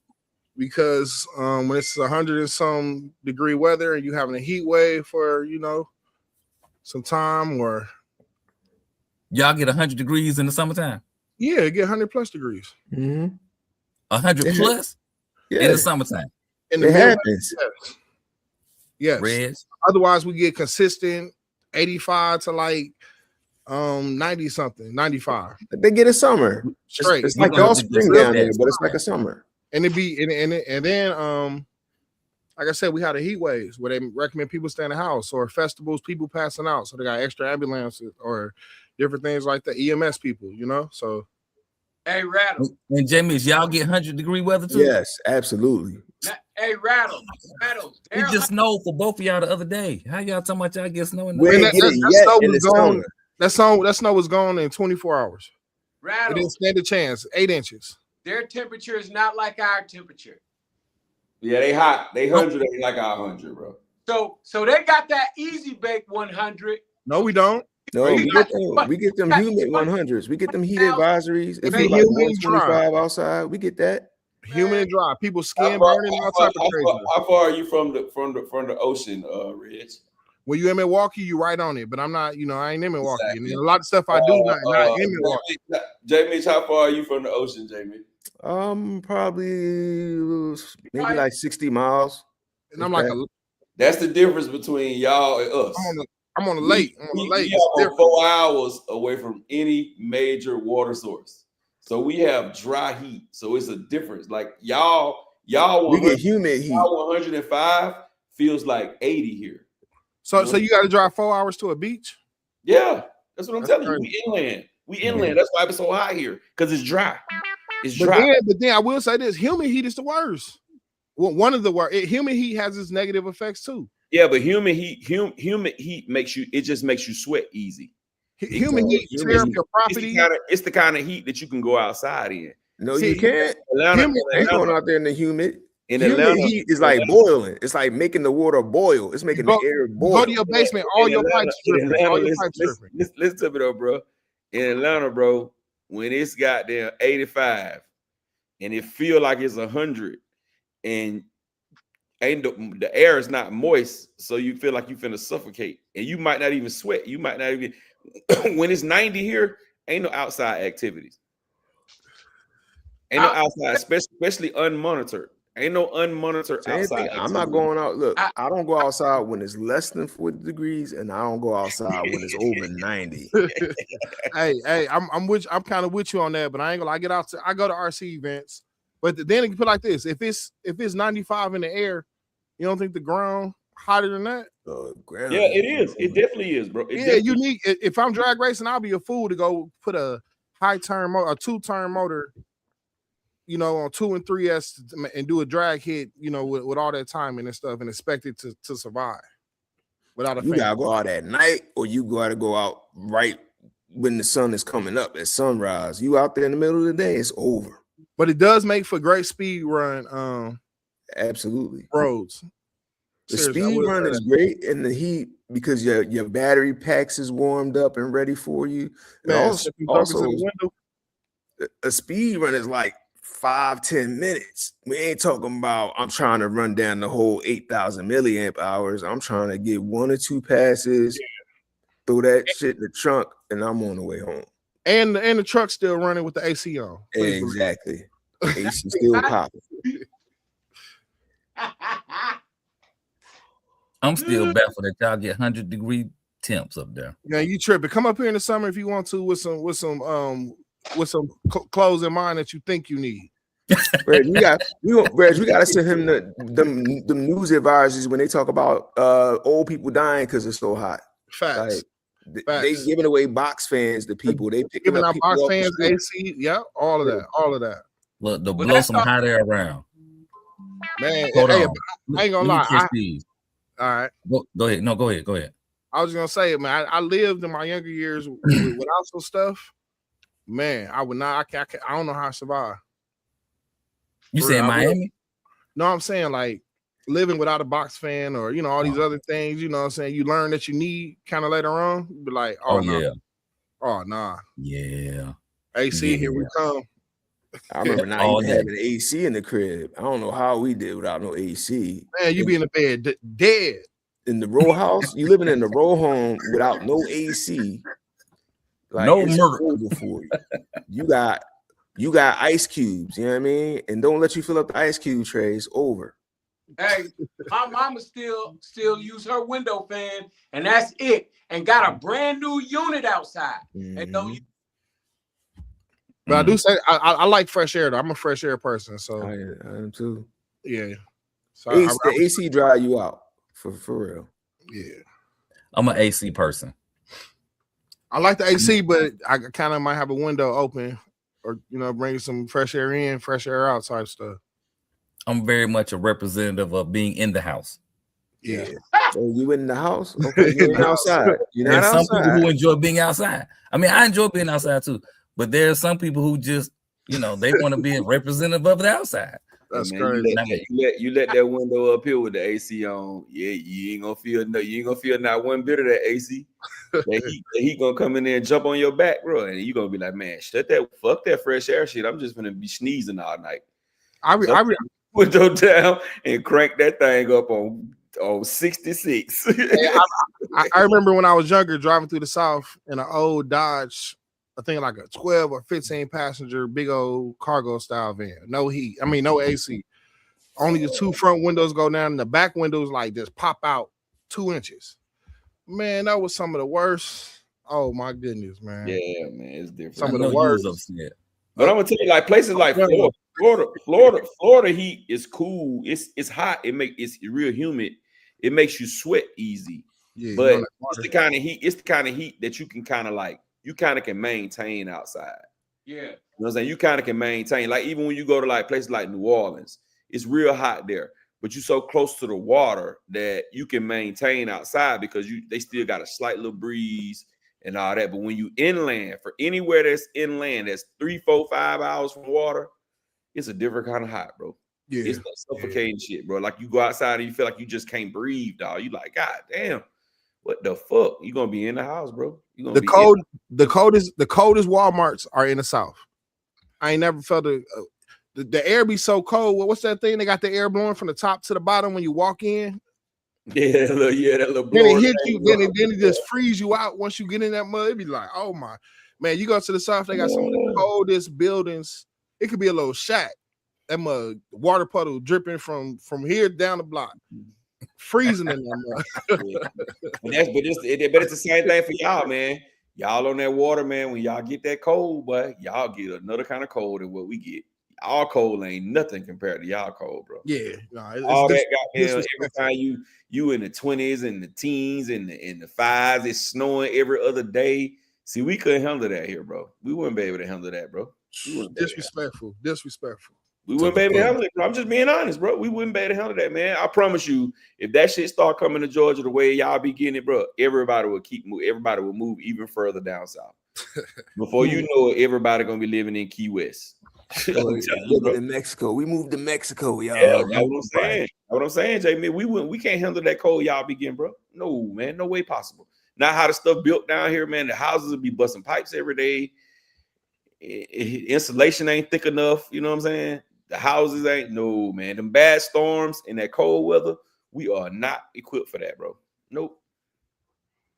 All right, let me catch up on these comments. Let's catch all the way back up. Mon say he don't use fans. RC Car says if it has a factory fan, I'll replace it with a Rocket, the cheapest version. Mine's also saying I don't use fans unless they come with the car.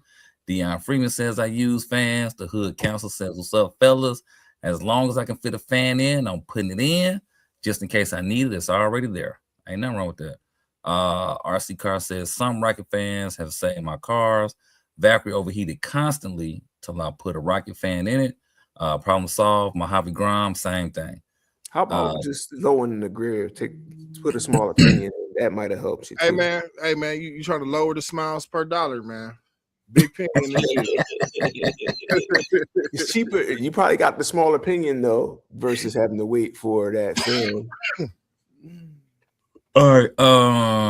Damon says I run fans on my X Series Hobby Wing motors after losing the Traxxas motor. Ooh.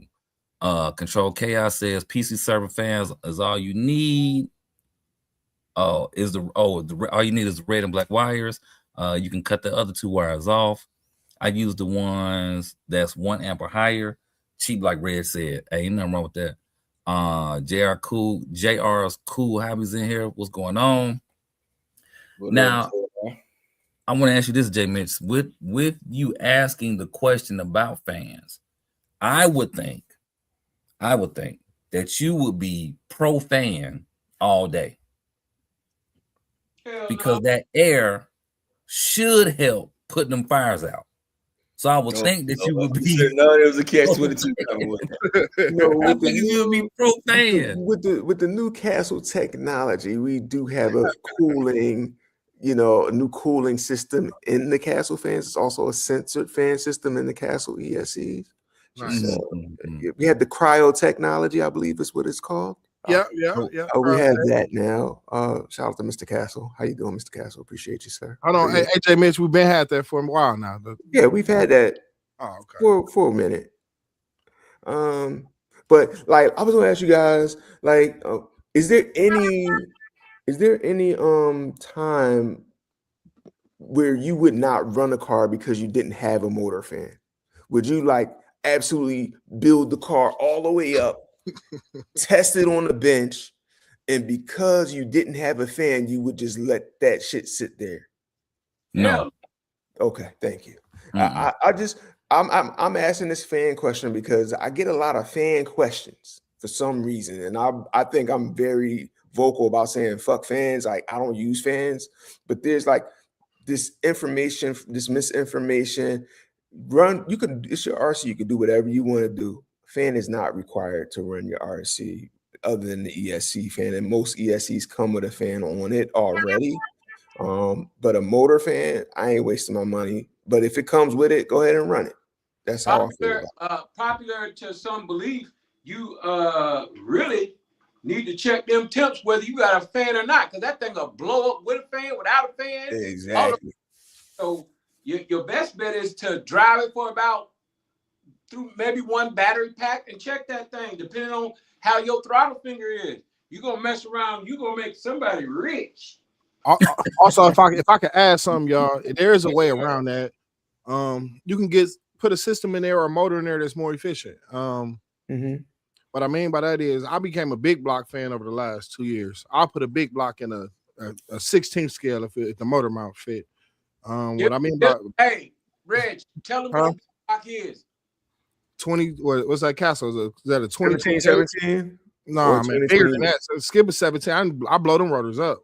That's nothing. I'm talking about like what's it, the 2028, whatever. You talking about a 800 kV or 1700? 800 kV motors. I run my bigger vehicles, can run them without fans and with negative gearing. But at the same time, you have to understand when you put more power on lower kV, yeah, you can do these things. Are you talking about 560 kV? Are you talking about the lower kV, that big body efficiency? It's unfortunately the lower you go, the more efficient, but at the same time, way slower. It's going to require way more voltage, way more voltage, way more voltage, and way more gearing. Over gearing is definitely needed.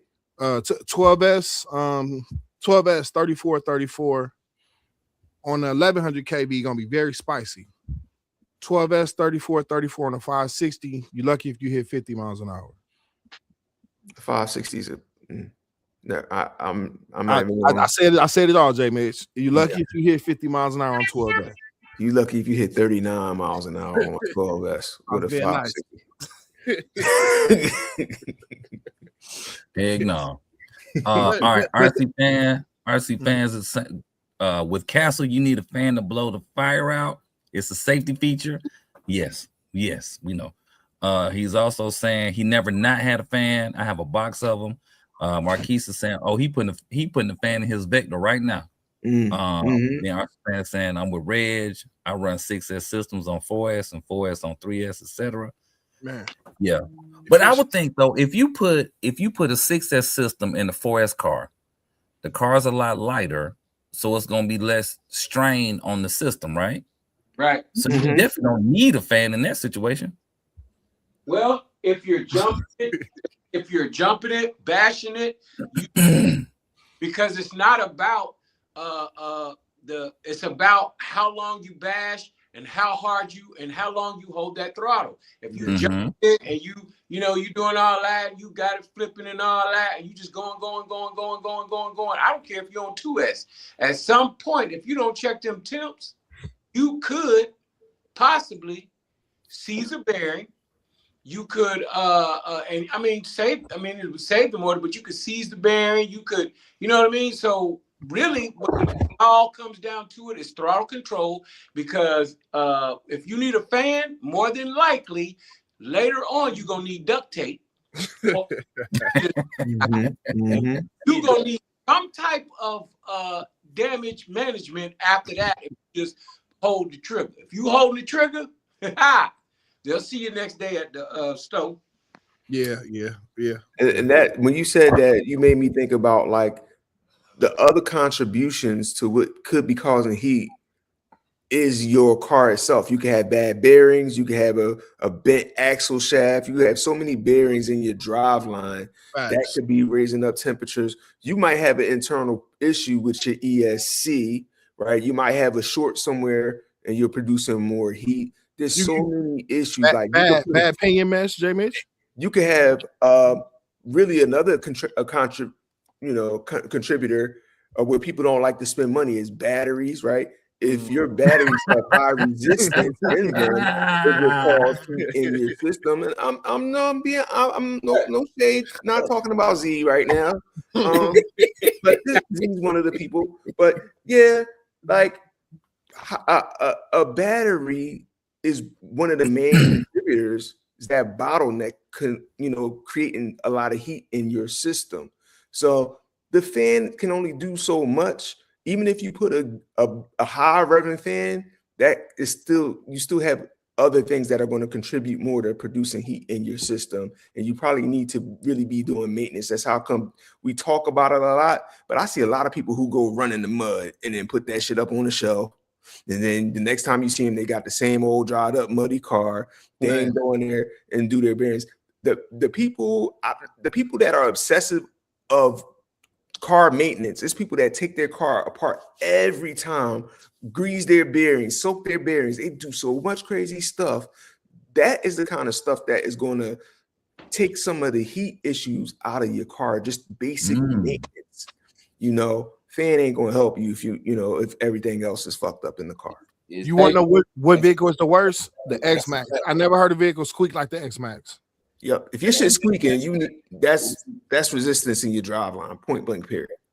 And that's a fact, Mitch, because like go back to what I said earlier. I don't give a damn what kind of fan you put on there. If you run it hard enough, you will seize that motor. I don't give a damn what kind of fan it is. It could be the best in the world. It could be an ice cool fan. If you run that system hard enough, it will fail, bro. It's going to fail. If you run it too hard, it's gonna fail. The fans, they're not powerful enough to keep that motor up under 200 degrees. It's not. You got. So let me ask y'all this. I wanted to add something. In talking about cleaning your cars and whatnot, how much would you pay per car to just have somebody go through it, clean it, to take it from the condition that it's currently in? Let's say, like Jamie said, you ran it, muddied it up, it looks atrocious. Clean it to where it looks brand spanking new. That's gonna cost $20, $30, $40, $50. That's gonna cost you $75. Man, I don't even care. I don't have a horse in that race. I don't need no shiny car to whip your ass. So okay, Red. So you don't clean your cars after you take them out in the snow, and in the muddy and all that. The snow is different. For one, I'm riding fresh snow. I don't ride where it's salt. Okay. So I have no problem just maybe flipping the car upside down with the body off and shake it. And no, you shake it or let it sit in the heated environment. Let that snow drip off. You know what I mean? Sometimes I take them in the basement by the usually by the furnace, but there's also where the hole in the floor is at, the floor drain. Just let them sit there and drain off. But yeah, I'm rinsing my cars off. Also, I'm a bearing person. I'll take my my motor bearing and my axle bearings off, and I'll set it in either some solution, or I'll put the bearing lube on there, because I learned early on with Arma 3S line, them bearings are trash. You want to kill your motor, like Gap said, you're gonna reach that limit with the bearings real quick with a little heat. So I learned my lesson early on. So I make sure I lube those bearings. Okay. And how many Creightons you see with that back rear bearing, the guts is hanging on the drive shaft? I know we all have seen that. Because the bearings weren't clean. That's the easiest bearing to clean. You can drop a little bearing lube in there, spin the wheel, and that kind of temporarily fix your problem for that bad session. And that's the most accessible one. And so see, that's why a lot of people too. That's why they use aluminum stuff, because that aluminum helps dissipate some of that heat. It helps like some cars you'll see they got all them covers and shit on it. You be like, well, you got all these covers on there, but that helps dissipate the heat. That takes some of the heat away from just going straight to the motor. But all right, 2 Piece No Biscuit says $10. RC Cars talking to you. Oh, he said J Mitch speaking my language. I started in RC racing and got his race stuff prepped every weekend. I'm still the same way now. 5 battery packs tops, and I tear my car down and rebuild it. Oh wow. And Deion Freeman said he builds his own cars. He cleaned it. 5 battery packs. Ooh, I don't think I have a car that got 5 battery packs in it. What you mean? You ain't ran the car for man? Nothing. Nothing. We gonna delete that. We gonna delete that part. I shouldn't even say that. I was talking out loud. You went too far with that one. You went too far. Yeah. No, but honestly, I don't think so. He got a collection of shelf queens, bro. He said, up 2.5 battery packs. Got to get you back and cleaned up for the shelf. Can't wait you no more. That's crazy, bro. Man. Hey, the watcher, no, definitely not a flex. Definitely not a flex. Like when I go to events, a lot of times I'll pack my car up and be like, okay, I'm gonna race today, and then just end up not racing for whatever the reason. Because you don't want to get the car dirty. Yeah, basically. Because I think about that. I think about the like I don't run my car through water. I don't run it in wet dirt, wet grass. They said you don't run your car on concrete either. Huh? They said you don't run your car on concrete either. Stop it. It's I don't want to have to deal with the maintenance of it. I don't want to. So you seriously pack up your RC cars? You pack up 2-3 RC cars. You go to the spot. You be like, dang, I think the grass is a little bit too wet. The grass is too green. That's crazy. I've done that before. If you don't run that thing, man, close it down later and then do your WD-40 stuff or whatever you need to do. Not WD-40. Let me not say that. I don't want nobody to. They're gonna flame you on that. I got a message for Rattle's cars. If y'all want to come to an owner, we're gonna use y'all. We're gonna allow y'all to go outside and play sometime, get a little dirty, have a little stretch fun. Stretch your legs. Put some batteries in there other than Z packs. You want some good batteries? Come to J Mitch RC. That's all. Man, he might not never sell you a car now, man. That's crazy. You don't want to be all up on the shelves in the background of the RC lives. You want to be used. Come to J Mitch RC. Like a while back, I sold one of my felonies to another YouTuber, and so I sent him some pictures of the car. Cool. Shipped it to him. Later on, he called me. He was like, "Bro, I didn't like the pictures. Didn't do the car no justice. Like this car way too clean for this to be a used car." I don't beat on them like that. I don't like. I'm not running them through no type of wetness at all because I don't want to have to deal with what come with that. You should be getting top dollar on the resale then. Yeah, man, he still got the stickers on them. He still got the Horizon Hobbies price on them, Jones. Hey, I clean mine so much they don't even have the little sticky VIN number on them no more. Damn. Or they done ran through so much. Like, yeah. Oh yeah, no, I still got that. Like the little serial number. The little white serial number.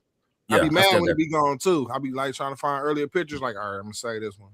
I got that. Man. Because, like I said, I don't want to have to deal with the maintenance of it. Like y'all talking about breaking the car down and all that type of stuff.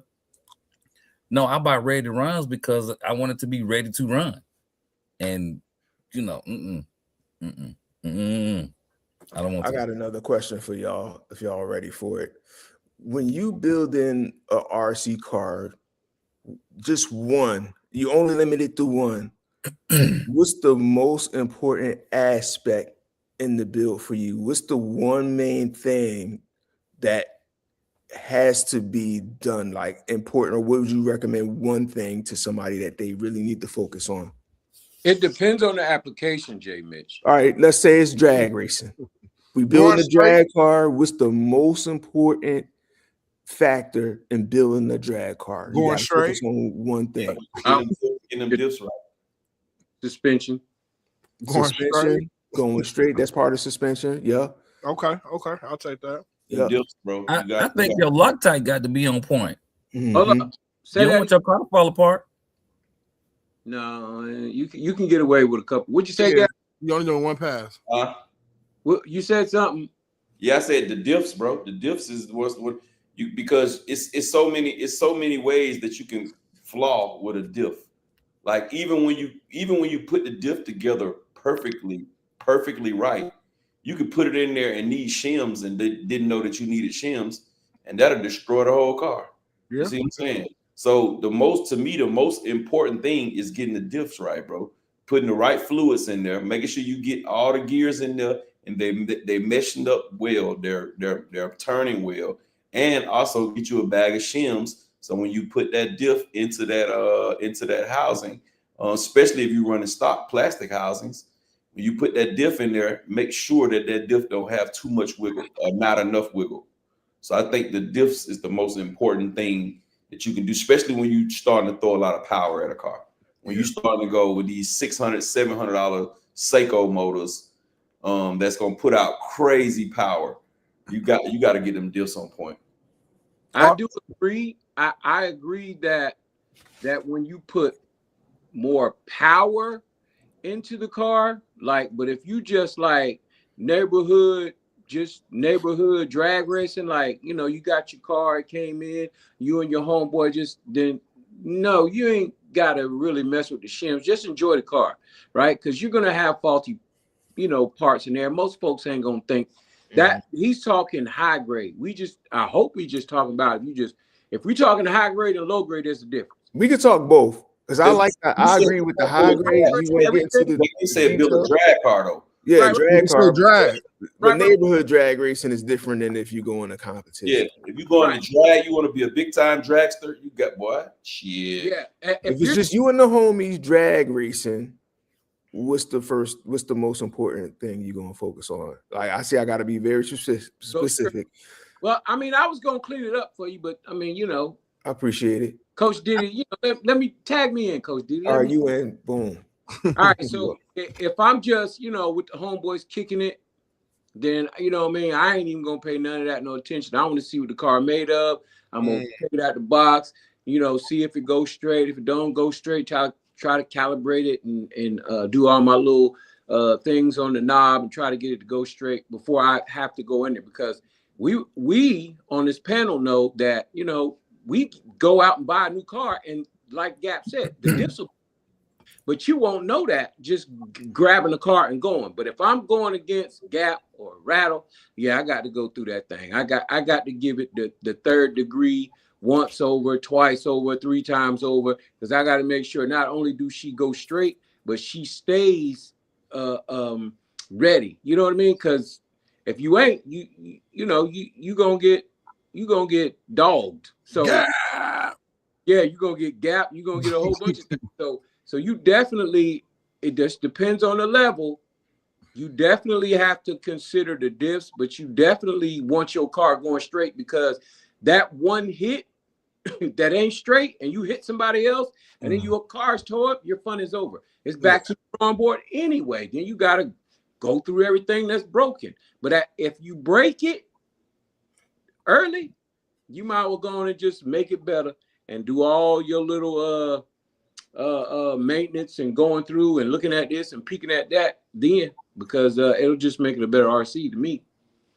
If I can add to the diff conversation, if we talking 4-wheel drive arm and stuff and shims, you might not need a shim the first 5 battery packs, but please believe the more you run it, that diff is going to take some shims with no problem.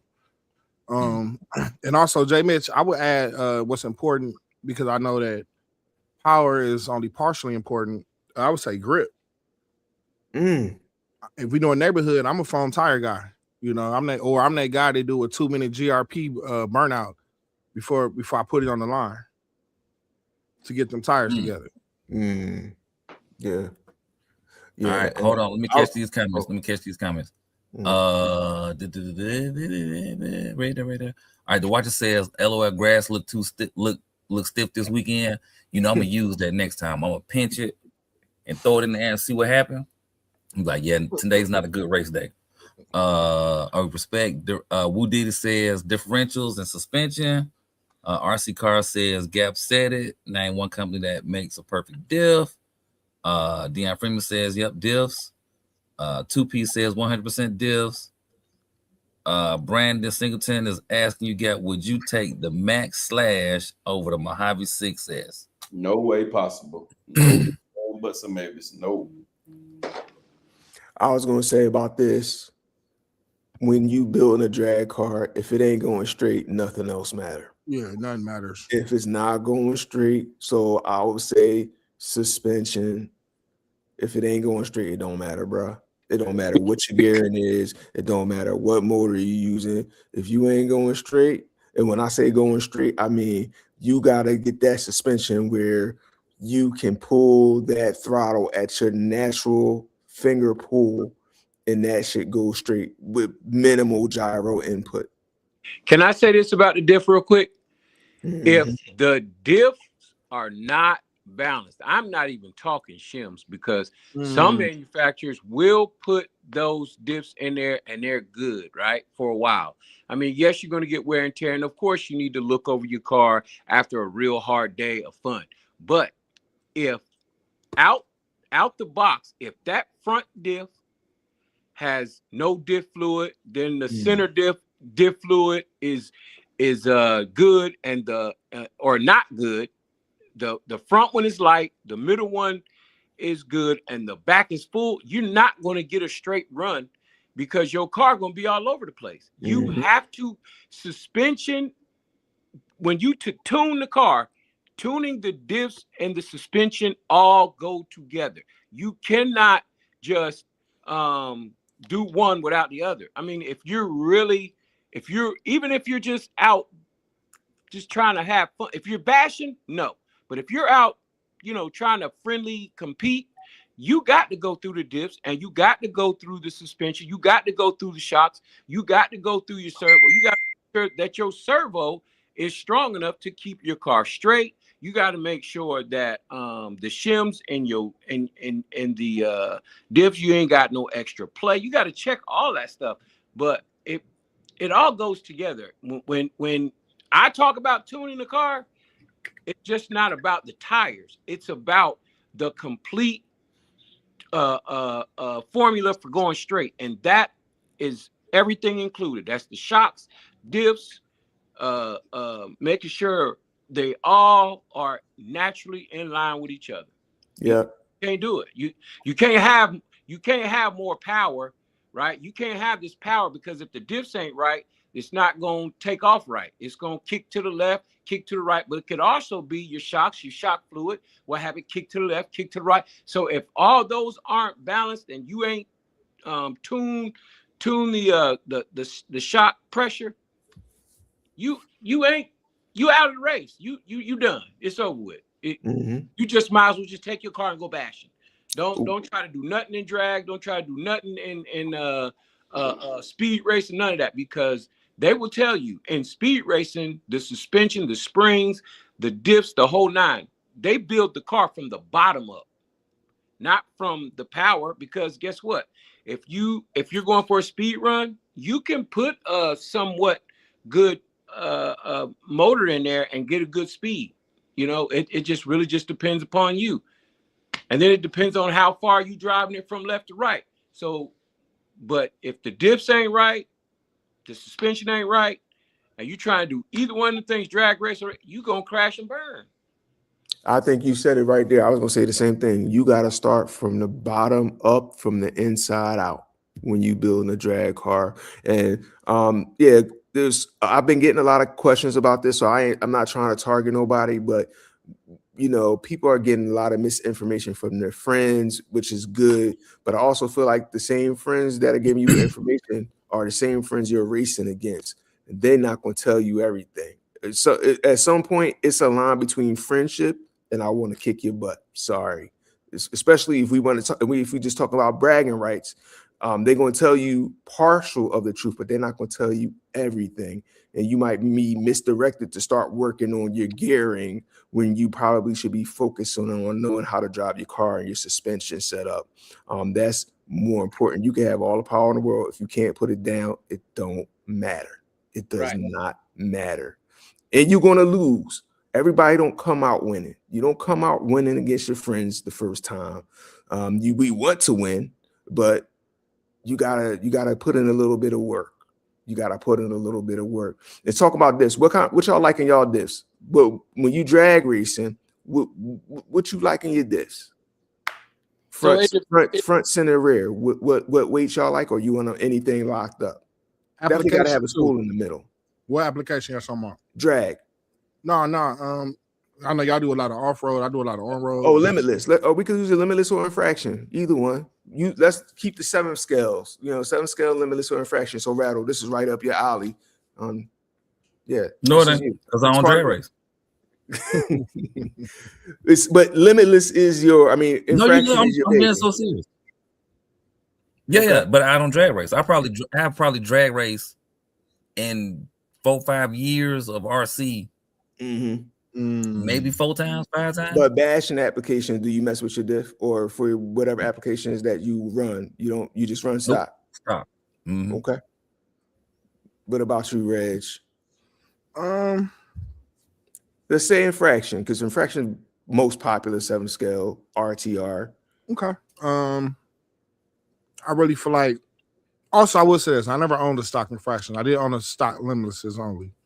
But I think out the box, also ADAS power on some foams, not trying to get the best number about a 2.0 car. You don't need to touch that stuff. You don't need to touch the diff oils. Then you run that out the box like that. Neighborhood, yeah, 2.0 all day, ADAS, 7S, yeah. Okay. What about you, champ? You messing with the diffs on the stock car for neighborhood racing application drag? So yeah. So if my center diff is locked, right? I'm running a spool, then I'm gonna run 500 in the front, and it's a couple of combinations. You just got to really pick your poison. But I run 500 in the front, diff locker in the or spool in the middle, and you can do either 500 in the rear or 200 in the rear. I mean, there's some combinations where you can run 200 and 200 in a diff locker. You can run 200, 500 and 200, or you can run 500 diff a spool and 200 in the rear. So really, you really can't really. You have to gauge the car by how much power you put in there, right? And it's also the surface when we talk about neighborhood. Them surfaces, that's what matter with the diffs. That's why I just go with the stock, because it kind of adjusts. Right. You put it on the ground and see how it's hitting, then make a determination on how you're going to put it. It's too late then. You at the race. But wait. So when it comes down to the surface, right, you can't gauge that until you're there. So everything that I said is pre. So when I get there, then yes, I got to figure out. I got to bring multiple foam compounds to make sure that I keep it straight. But yeah, no, it's not that easy. Like, oh, this tire is gonna work for every app. No, it's not, because sometimes you need a soft, sometimes you need a medium, and sometimes you need a hard. So that is determined upon the race. So I don't really consider that in. That's just, I know I'm gonna have to have some tires, but in preparation, yeah, I take all that other stuff into consideration. You do all that for neighborhood racing? For what? Yeah. Well, yeah. For neighborhood, just neighborhood, the homies, drag racing. You taking. Because I want my car to pull. I don't want my car to push. Because if I hit it and it's too thick in the rear, she's spinning around in a circle. You're gonna push, definitely. When it's thicker in the rear, it's gonna push, just like a woman. Pause. Say what? When it's thick in the rear, it's gonna push, just like a woman. I feel you, but yeah, that ain't where I was going with that.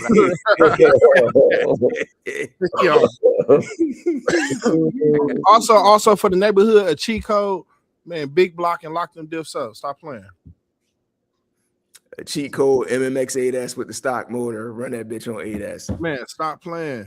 But you gotta watch the temps, because you will. The rotor, the little winding around the rotor is the first thing that gives out. Yep. Or Max 6.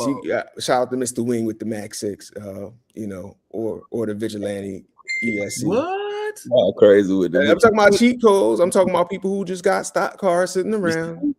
And if you lock them diffs up, you got to go full throttle. Don't play with it. Yeah.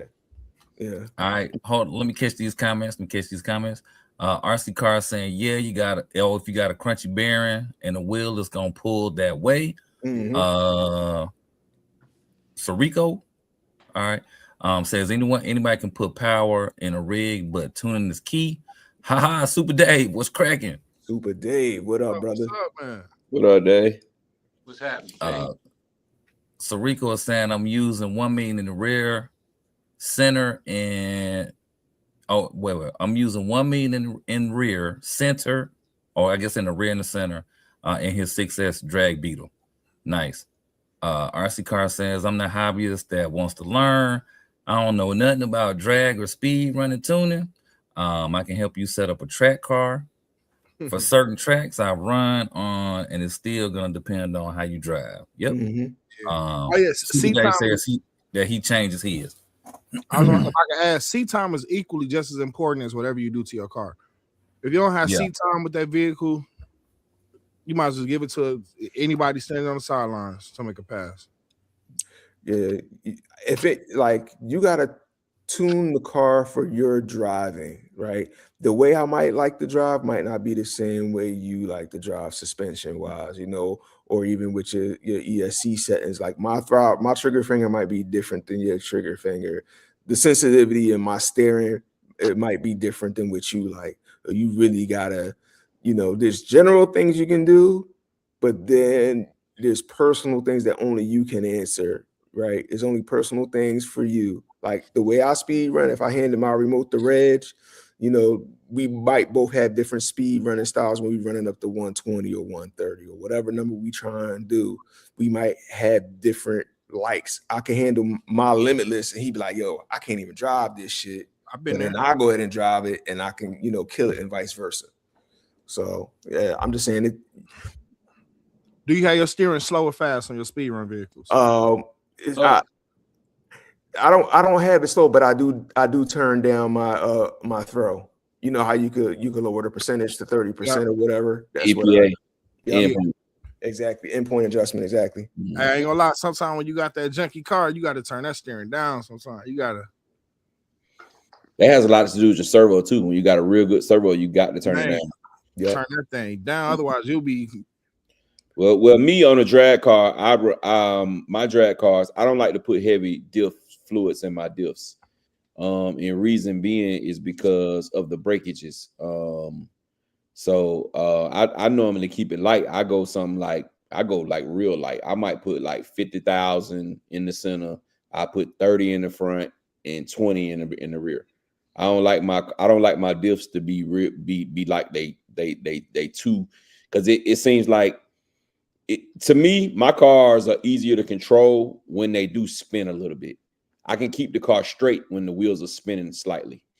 When the wheel, to me, it's harder to keep the car straight. It's harder to tune when you got that real thick diff fluids, because it makes the car want to pull one way real hard. So me, I'm like Router. I don't like to keep doing a whole lot of maintenance. So I like to get mine set, you know what I'm saying, with some light stuff in it and just go for it.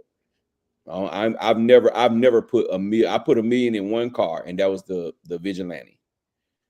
I never go super duper thick in my diffs.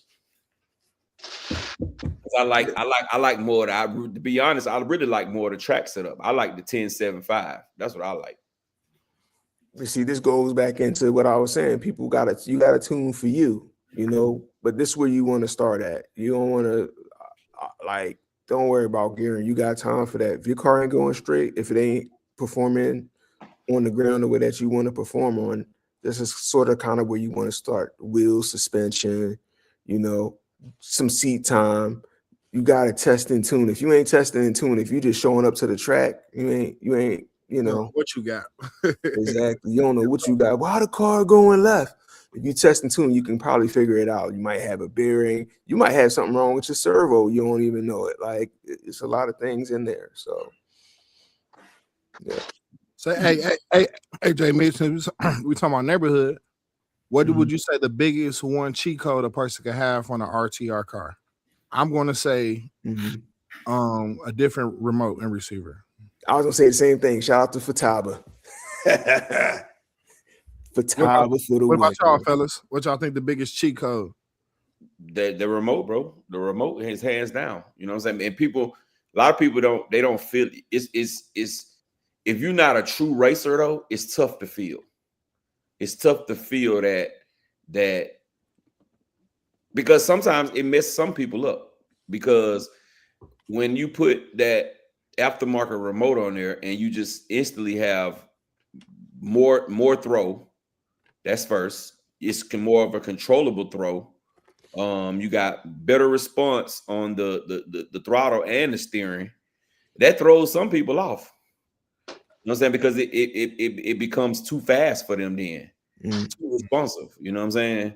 But as far as the cheat code, the remote is the key. And I learned that the hard way, because I always thought, man, ain't no difference, man. It's a damn controller. It's doing the same thing. Until I touched that first time I touched that Futaba. And I was like, yeah, bro. I said, boy, it is a difference. It is a difference. I found out we was drag racing. They said, let's put the throttle at the same time. My car didn't even move. He was about at least 10 to 15 feet out. So yeah, I learned that them stock remotes they're not equal. I think the cheat code kind of depends on the driver. Because if you take a person who's been driving that same car with that same stock remote forever and has mastered that car, they're gonna do all right. How they gonna do all right if when we press the throttle, they're not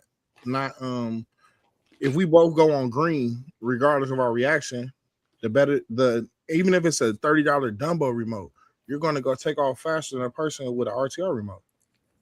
But think about this. If they know, because it's about response time, right? So if they know that they predict the light, if they pulling that trigger just a little bit, they ain't got to have it all the way pulled, but if they pull it a little bit right before it activates, okay, they could time it. Because I've seen a guy, Soup, he drive with a stock remote all day, and he keeping up. Okay. Sometimes he wins, sometimes he lose, but he's still keeping up. You talking about Soup, yeah. Cowboy Soup? Mm-hmm. Well, his main remote though it's an old ass Sanwa with that old ass Sanwa. But what I'm saying is, I think the cheat code depends on the driver. If like you can put, like, let's say how Gap like to drive. He like to drive cars with a little more grip to him. You put that same remote that he using, same everything in somebody else's hand, it might give him some issues. You see what I'm saying? So the cheat code for one person ain't gonna be the cheat code for the other person, just because of how they used to being able to drive. Okay. I'll say and I'm not just to add this, I'm not saying that remotes don't make a difference. I'm saying when it comes to the cheat code, because if you take a person who used to that old tactic remote, and you go put 2 second delay. I'm listening now. Right, and you go put a 10PX in their hand, they're gonna lose their mind. They're gonna lose their mind because it got too much stuff in it at that point of what the remote just doing. Possibilities, yes. Yeah. So yeah, I think it depends on what they're used to. I was gonna say, I know when you think about cheat, you think about something exotic, but one thing everybody could do that's the ultimate cheat code is being prepared, testing and tuning. And if you could test and tune at the track days before or weeks before, like, you can learn how to drive in all conditions and tune your car. If your car is prepared and ready to race, that's probably the biggest thing you could do. Hey, Jay Mitch, it's so crazy out here. They don't post the location until day of type stuff, or yeah, and they doing that for a reason. Yep. Chip, you got a cheat code? Say that again. You got a cheat code for neighborhood races? One cheat code. Test and tune. That's really it. There ain't no. Know your car. Know your car. Know your vehicle. Run your car. Don't worry about what everybody else doing. Run your shit. Right. Correct. Know what you're doing. I used to pull up with like 2-3 sets of tires. Back in the days when me and Curry was, going back and forth. I said, man, I ain't racing you. I'm racing the surface. He used to hate that. He used to hate that. One minute I got on phones. We on the blacktop. He see me go put on GRPs. He's like, bro, why you running GRPs now? I thought we was running phones. I said, bro, every surface And he slipped and slide on the black tie. It was funny. It was hilarious. It was hilarious. How you gonna do that man like that? He did it to himself. He ran demoted him. Dogging him. you demoted him from being your cameraman to being the lookout. Then you fired him from being the lookout. Now you just use him as a test dummy to beat up on him in racing. No, that was early on. That was early on before he fast now, but that was early on before he figured it out that racing, looking at the car and fixing your car to race like that car that's not what's is more to it than that. Oh, Gap got 8S. I'm gonna run 8S. Oh, this person got a big pinion. I'm gonna put a big pinion. Like, dude, like it's so many more factors than just doing that. So hold on. RC car. Oh, I read that. Did I read that? Oh, maybe I didn't. RC car saying in bashing and racing, you can drive around a bad tune as long as you know how it's going to behave. Yes. If you know you got some oversteer, you adjust trigger pull and braking, for example. Yeah, that's it. Sarico says he bought a Sanwa M17 and never looked back. He also saying that remotes make a crazy difference. Now, so some videos, this is maybe, I guess, a year ago, maybe a year and a half ago, I started seeing people at the track where they were switching from Sanwa going to the Nobles. Okay, J. Mitch, you said you did that. No, I was just saying, interesting. Yeah, very interesting. Okay, so I never got the reason why. I never understood why. Like nobody ever really talked about why they were switching over. It was the latency at that time. It was latency and features. Mm-hmm. Also, these people come up with different programs. Imagine you got what's the thing called? The MT12 Radio Master remote, and it's not running Radio Master firmware. That's what a lot of the Sanwa guys was doing, or whatever, And then Sanwa too. A lot of people was giving it up too because of that horrible ass screen with that stroll wheel. A lot of people just didn't like that. You know what I'm saying? So they did some tests and they figured out that the Noble, the Plus one was running a little bit faster than the Sanwa, and they with the touchscreen. And it wasn't just Sanwa. It was Sanwa and Futaba. They were jumping off the bandwagon, and people were jumping over to the Noble. Are a lot of those people still there, or did they come back? That you know of? A lot of them still there. A lot of racers now. You see what they got. They got the Noble, bro. The MB4 Pro. But some people stick to their guns. You know what I'm saying? It's just what it is. Some people, you know what I mean. They just, they just what it is. But then you had a lot of people to jump. But I remember that though. It was about 2 years ago when they came out with that Plus, that MB4 Plus. Yeah, it was the MB4 Plus Pro. They came out with that one, and a lot of people had started jumping ship. But it was, well, I ain't gonna say a lot. I'm gonna say some people, because, like I said, you got some people that just they loyal to what they know. Yeah, that's what it is. And if you're curious, y'all, what we talking about with the latency, just type in on YouTube or Google search, type in RC latency, and it's a few videos where they put the top brands or the latest remote against each other, and they slow down the video, and it'll be crazy how one remote responds compared to another. A better word is lag or lack thereof. Response. Yeah. Mm-hmm. Hey, Gap. Dion Freeman is asking you if the XC C6 ESC is any good. I haven't ran it yet. I put it in a new build. I'm doing. I got one. It's good. The C or the E? Both. C. Oh, you talking about? But the C, I don't think it's censored though. No, it's not. It's not censored at all. Yeah, it runs pretty good. Yeah, I got a couple of the smaller C's, but yeah, I finally got a big C. It's gonna be in my new build. Y'all will see it. It'll be done in a few days. All right. Does XC sell any bad products? I don't know. I haven't got one yet. Yeah, they don't. Yeah, I mean, they on top right now, and they just came out. What was that Gap? They just came out with some new stuff. I think they V2 something, right? Yeah, I seen the picture. They used my picture. They used Flyboy did. Yeah, Flyboy did the picture for me.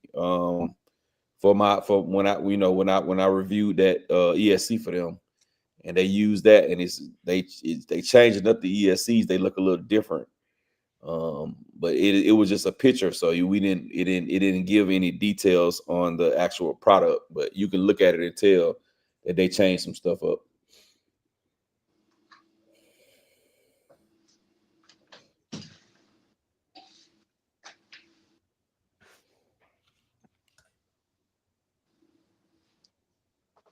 Damn, boy, this show went quick today, boy. Good God Almighty.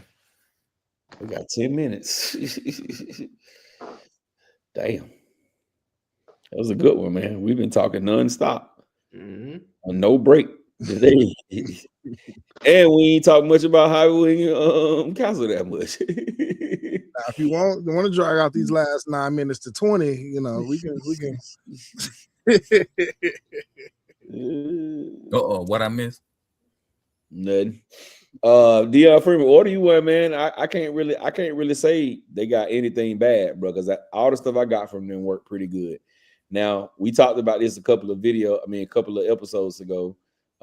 I do see that they get a little bit more hot than the Hobby Wing, but they contribute that to it pushing out more power than the Hobby Wing is. But other than that, man, I got about 6 or 7 of these things, XC stuff. Do you ever upgrade the ESC fans in your ESCs or not really? No, I never did that. Never in life have I did that. Even like some of the ones that the fan broke on, I never did fix it. I just kept going with it. I got about 3 of them now with fan broke with it. I just run them. Man, I hate a vibrating fan. That mud be, man, sound like something finna fall off that mud. See, but I haven't just had a long ass just go out and bash session in probably about 3 years, bro. Since I've had to just go out, get to the ramp, and just bash. I haven't had one of them in so long, bro. Most of the time when I go out, we racing. Almost every time, bro. Only time I really get to jump and stuff like that is when I pull out the ramp and put it in the backyard, man. That's it. Most of the time when I'm with the fellas on Sundays, that's the only day I get to run. We doing more racing than anything, bro. Like we racing Easter Sunday next week. We racing up in Rockmart.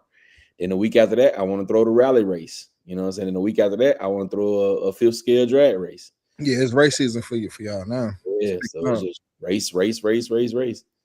Well, let's just. I pulled out the ramps the other day, and I wasn't out there that long, and I might have broke something. My flips did not look like they looked the last time I was out there. So yeah, man. I don't know. It ain't like riding a bike when you're dealing with the ramps. Spice me up. Spice you up. Pause. I don't even know. All right, let me catch these comments right quick while y'all doing that. Aaron X is saying Arlalo or Habayo for a buggy. He's asking that. I would say right now Habayo for a buggy. Habayo all day. There you go, Aaron. Habayo. Flyboys is saying XC for the win. RC Car says if you ain't got a Quake, you're messing up.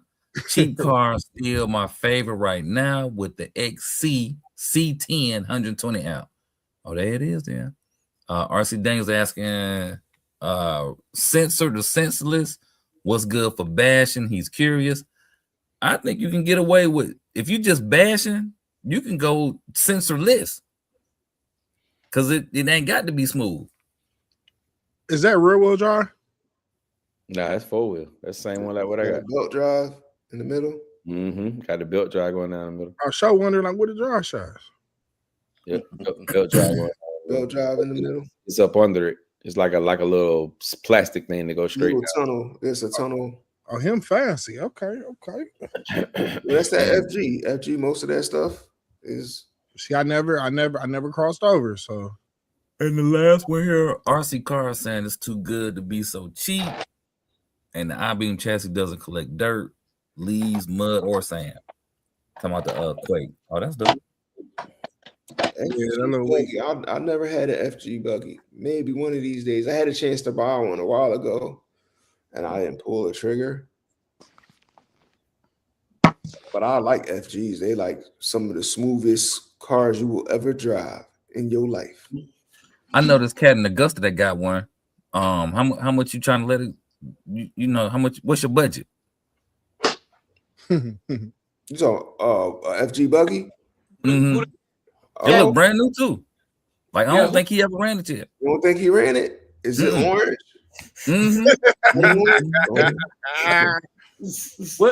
What this cat name? What his name is? I might know him. I gotta see what his budget is first. Let me see what J-Mitch's budget is first. Then we're gonna go from there. The budget is, budget is good right now. I will say, hey, bro, let me get them wheels off of that, champ. I was about to say, are those wheels? Are they belted or no? No, they ain't belted. Champ gonna blow them wheels off of that on the first hit. No. Are they square hexes or are they real 24 millimeter hexes? They square. They square. Yeah. I'm changing all that out. I'm changing all that out. So FG is stock is square. Mm-hmm. Yep, okay. Square heads.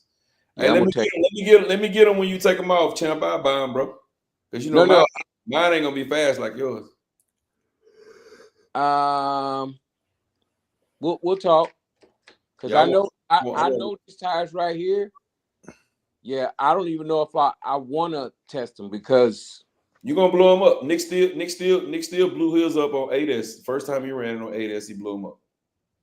I might run this on 6. First time he ran it on 8, he blew him up.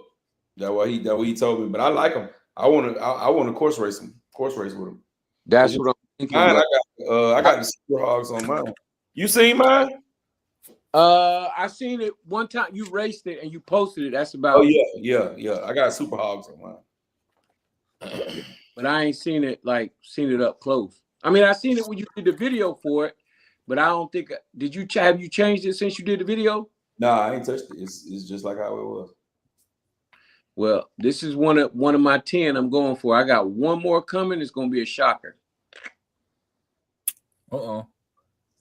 We count down to the final countdown of the 10 RC cars for the year. The fifth scale, all fifth scales? All fifth scales. You just announced the list 2 weeks ago, I thought. We almost done. If this guy if I could have got this car 4-wheel drive from Cardinal, man, it would have been a happy day.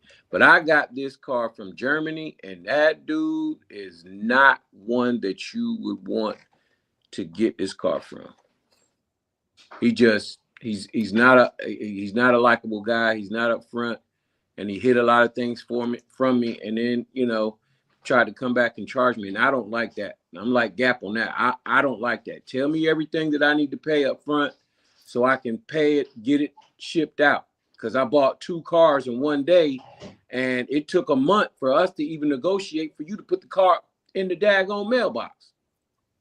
So now I got one car, and I'm wondering where's my other car. So it's been a little hectic week for me. I bought another car online. Dude ain't even sent it. He talking about he out of town. I said, all right. Then I canceled that deal. Now that's bad. Now they mad, but I want my money back. So yeah, I'm gonna do this one time, and that's it. I'm gonna crown myself. Fifth scale RC King. The RC King. I ain't nobody got more fifth scales than I do. Well, I hope you got a ring or a chain or a hat or something. No, I got 13 cratons. I got 13 cratons that say they ain't got more. Now I just start with the cratons. The 8S, I got 13 of them joints. If they can get past that, come holler at me. Let me. That's crazy. That's crazy. I was addicted to the craton, but that was the only thing that was out there. So, hey, so Rico says, I got a feeling trophy truck prices are about to go up. 2P says Tim Corrales, Sharroy 6S best ready to run for 2025, 2026. No. I'm not mad at that nomination. Those are really nice trucks. I mean, shoot. I mean, it ain't too far from the Fun Haver, so I don't know. And the Fun Haver's cheaper. How much is Fun Haver? I think like $4 something on whoever you depending on where you buy it from, $400 or $500. That's one I had on my list. I still ain't get it. That Fun Haver. It's worth getting. It's the low. It's the low. And she will go. I mean, out the box for a beginner, I think it's great. So as a non-beginner, I'm gonna be bored with it. No, as a non-beginner, you already know what to do. Snatch out and shoot back in. Do something better. The 1.7 Fun Haver is $649. Wait, is that the one that's like a station wagon? No, it looks like a Bronco. Bronco 1.7 scale. Where are you looking at? FMS website. Okay, you on the wrong one. Yeah, you went to the people. Hey, I'm gonna tell you where to go, J. Mitch. You ready for this? Mm-hmm. Walmart. Oh yeah, Walmart sell RC cars too. You have to wait for Online. the shipping for Walmart. Yeah. They're doing that drop shipping. But too, I will say this though. Trucks like the Sharroy, the Fun Haver, Ferrari, the UDR, the Mojave, all of them short course trucks like that in that type of space, you got to drive them different. You can't drive them like you drive a Creighton. A Creighton ain't gonna barrel roll on you. But the short course trucks will. They'll get the boop, boop, boop, boop, boop, boop. Gotta have some skills and some tuning. Yeah. Now most time they will land on their wheels. They like cats. Well, but you just gotta keep that in mind when you're driving. Damn, no, I'm looking on Walmart too. They're on $649. They went up. Yeah, they went way up. Damn, I didn't cost that. Hey, go to the alley. To where? To the alley. AliExpress, man. Oh, okay. Hey, I ain't gonna lie. Like, see, James, you ain't right. You act like you don't shop on there or something, man. Come on. Sometimes I be on there. Over the last month, I messed with the alley, man. I've been to the alley a few times. Man, I got an order in like 5 days. I was confused. And it wasn't even the US. It didn't come from the US. That's what's up.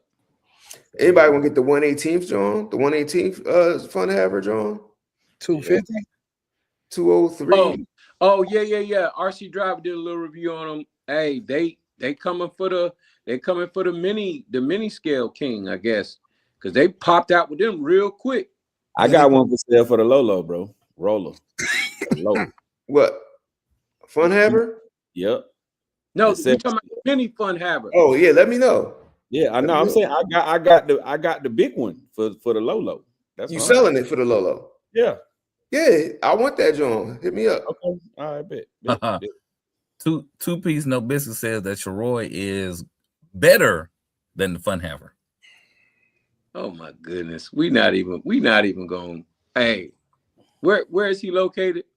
Who, Two Piece? Yeah. Oh no. Two Piece, where you at? Where you at? I might have to pull up on you with my he located at Churches. Churches. Churches Chicken. Y'all still got a Churches? Yeah. Yeah.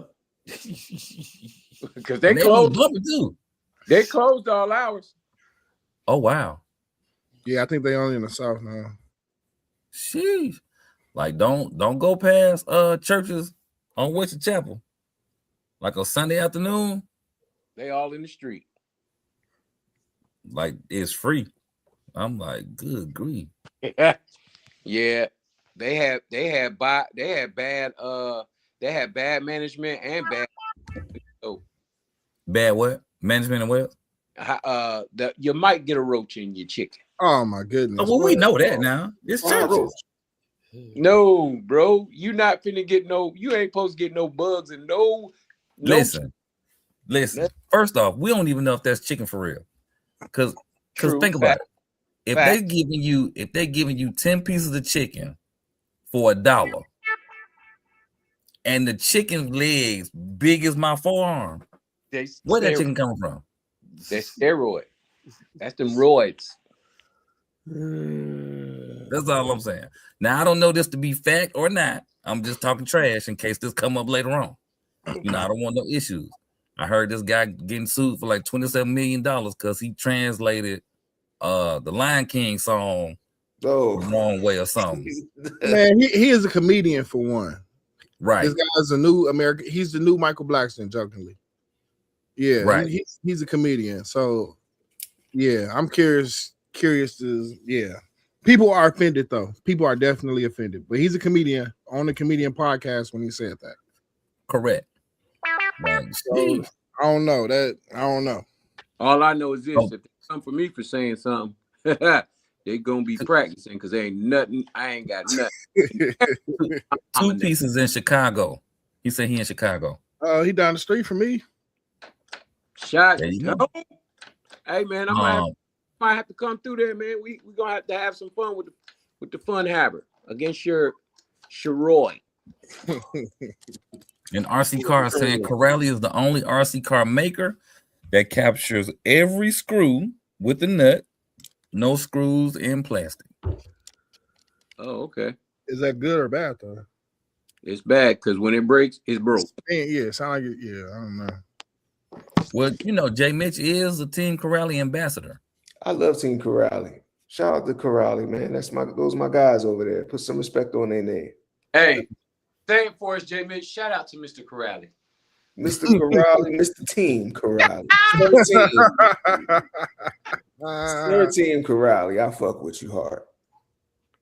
Bro. Now, Jay Mitch, if you had to pick one, Castle or Team Corelli, who you picking? What? That's Come not on, man. You know me and Mr. Castle, we go way back, man. You know what I mean? I met Mr. Castle in the college and the University of Speedy Runs. You know. Oh my goodness. So he was, so that's my guy right there. What you lighting over there, Rattle? He lighting up that oil for Mr. Wing. he lighting up that oil for Mr. Wing. That's the wings in the oil. That's what he about. Hey, Aaron says that we sleeping on the Rustler 4x4s. Hell no, we not. That's one of the bangingest cars to own. I love them Rustler 4x4. Really? You know, Yes. So okay, let me say this. This is also a while back too. The smaller cars from Traxxas gave me grief with how fragile they would break.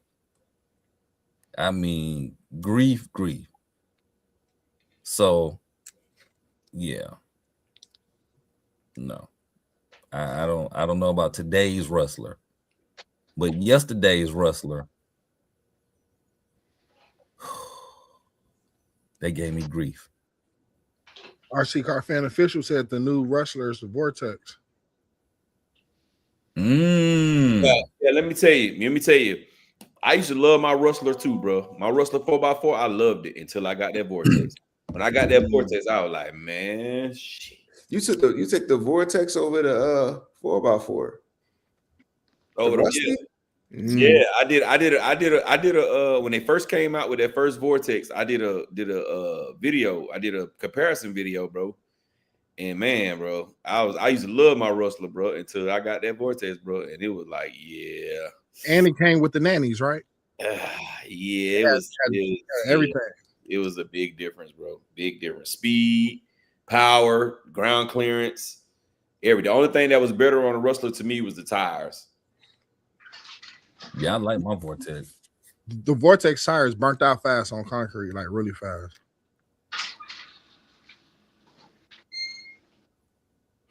I just like that color on the Vortex. That pink, that pink, that was pink, purple, and white. But I'll say, I like generally, this might be blasphemous because Arrma is one of my favorite brands. But the 3S cars, with the exception of the Typhon, they feel cheap to me. Whoa. The Sentin is a Typhon. I never owned a 3S Sentin. they're the same, just the body mounts. Yes, in the body. Yeah, they feel cheap to me. Even the Big Rock, and I love that 3S Big Rock. That thing was a beast. Like it just felt like, I don't know. It felt like you know how we got like all this new food and everything's like cloned. That's what that shit felt like. It felt like it was no substance to it a little bit. You talking about the old ones or the new ones, or all of them? Just the ones I've experienced. As I say, the old ones or the new gen or the older ones. Yeah, some of the new ones and some of the old ones. Yeah. The only thing I liked is the only thing I like consistently was the Typhon. That was it. Okay. And I know it's all the same, but it just, I got rid of my Vortex real quick because I just wasn't like, it felt, the Rustler feels like more substantial to me for some reason. Like, I guess because I'm used to Trax is plastic fantastic, you know what I mean? And with Armor, I'm probably used to more of the metal stuff. But yeah. All right, let me read this little note, quick little news report. Yeah, then we're gonna get out of here, bro. We're gonna get out of here. It has been stated that J. Mitch says Armor over everything. It's true, according to this. All right, we're good to go. Back to you, Gap. Crazy, except for the 3S line. Pause.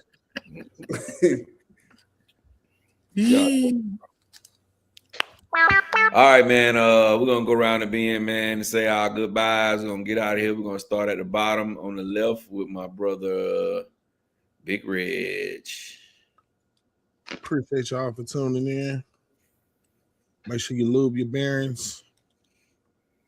And don't leave that caked on mud sitting all in your RC car. Take a hose to it. And I'll catch y'all next week. Brother Champion. Hey guys, just some real talk. You know, I've noticed online that a lot of people are out there having some real health issues, whether it's mental, physical, whatever, man. Get yourself checked out. We as men, we procrastinate a lot, but I'm encouraging everybody that is watching this show to go get yourself checked out. Stay in with your health. Stay in touch with your health. Don't think that it's just going to go away. No, go get checked out. Stay on top of your health, because you're here today, gone tomorrow, and nobody going to know why, So all I'm saying is, you know what I mean? You know how we say, check on your loved ones, check on your brothers and check on your RC brothers, man. Check on them, make sure that they, you know what I'm saying, they good. Because God knows I don't want to find out that, one of my brothers is gone and, I didn't even know he was in a predicament like that. So check on your peeps, man. Check on your folks. And let's keep this thing going with the RC Live, man. Love hanging out with you guys, man. So yeah, do that. We'll see you next week. Brother J. Mitch. Yo, I want to tell y'all, man, like, I know I've been quiet. I got some stuff. I got some videos that's on my phone I need to post. I got a whole lot of content coming up in the next couple weeks. I've been selling things. I've been buying things. People keep on asking me, am I out? I'm not out. I'm just, realigning, the expectations of my corporation. You did it. So after I'm done these 4 years, I want to say it's going to be some new content coming soon. And I want to say thank everybody for sticking with one of the longest running RC podcast live streams in the nation, supported by brothers who love the game. And when I say brothers, I don't mean just black people. I mean brothers who bleed, breathe, shit RC. Thank you all for y'all support. On behalf of myself, Mr. Castle, aka Professor Castle X, we thank you for your patronage. And thank you. Thank you. Appreciate Bro, it. take some of that glaze off, bro. That was crazy. I don't care, Alexa.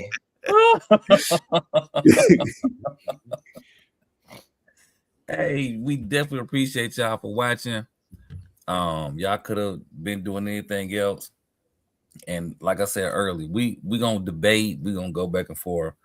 But you know, like Jamie said, we ultimately we gonna push the next level to what we think RC should be, because we just wanted to get better. That's it.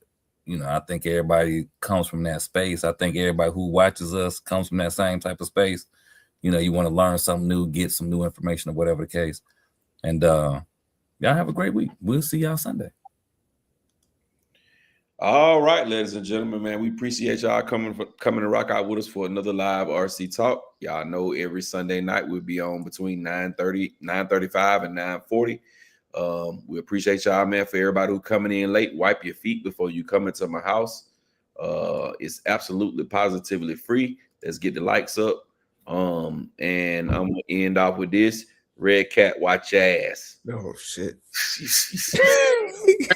Y'all already know we got that glow. Just playing, man. We're gonna catch y'all on the next one, man, in a minute.